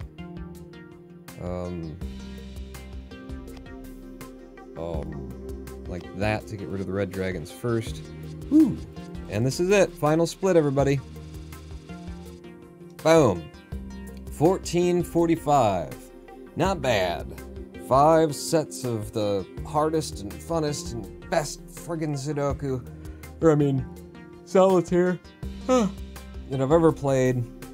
Calms my nerves, gives my hands some time to recover, so that the carpal tunnel syndrome pushes it out by another 6 months or so anyway. And at 1445, 5 sets is slightly less than 3 minutes per set. It's a pretty good average. My best is 1050. 1050 with a potential sum of best here, looking like 810, at least to the game. So that's Shenzhen IO Solitaire. I've never seen that before, says Gohan. It's so good. And this is just a game inside the programming game Shenzhen IO. But this Solitaire is so good. Like, it's so thinky, and it's so... The fact that I got through all those puzzles is not the usual. Okay? Usually you get blocked and die. I mean, how many have I beaten? 279. So it took me 279 to get to the point where most of the time I actually do clear them now. This Solitaire, this version of Solitaire is so good, it's its own game now. Shenzhen.io came out, people love the Solitaire so much that you can buy on Steam for like $3 or $2.50 or something like that, Shenzhen.io Solitaire. Just the Solitaire. It's so good. I really, if I had my druthers and took the time, I'd love to set up speedrunning forums and sites for Clustertruck and Shenzhen.io Solitaire and just see if anybody else would be interested in running the various concepts I have for, you know, speedrunning this game. There'd be a 3 set, a 5 set, and a 10 set. You could have different categories for it, which would include no reset, you know, absolutely no skipping a puzzle. You have to play a puzzle. You could have a category, I don't think this one's a good idea, but it's something I thought of, which was a category where you can't move on to the next puzzle unless you've completely locked the old puzzle, so it's not like a you have to be flawless every time, but it is a you can't just skip the level thing. I think that's really hard to do because the game doesn't tell you when you've locked it. You just have to make the decision, this one's locked. So I don't think that's a good category. I don't think anybody would play it. But, you know, the idea of the flawless run, where you're not allowed to skip any, you're not allowed to reshuffle. Or the unflawless run in sets of 3s, 5s, and 10s. For people who already like playing the game, it'd be fun. You know, fun little competition to add to it. Let's get back into Clustertruck. We're not going to take a live stream break. We're just going to get back in there and, you know what? We are going to take a live stream break. We're going to take a 7-minute live stream break, and then when we come back, more Clustertruck. We're going to do our last Clustertruck speed run of the night. Hopefully, I'll just start it and get deep into it on the first go. I mean, it might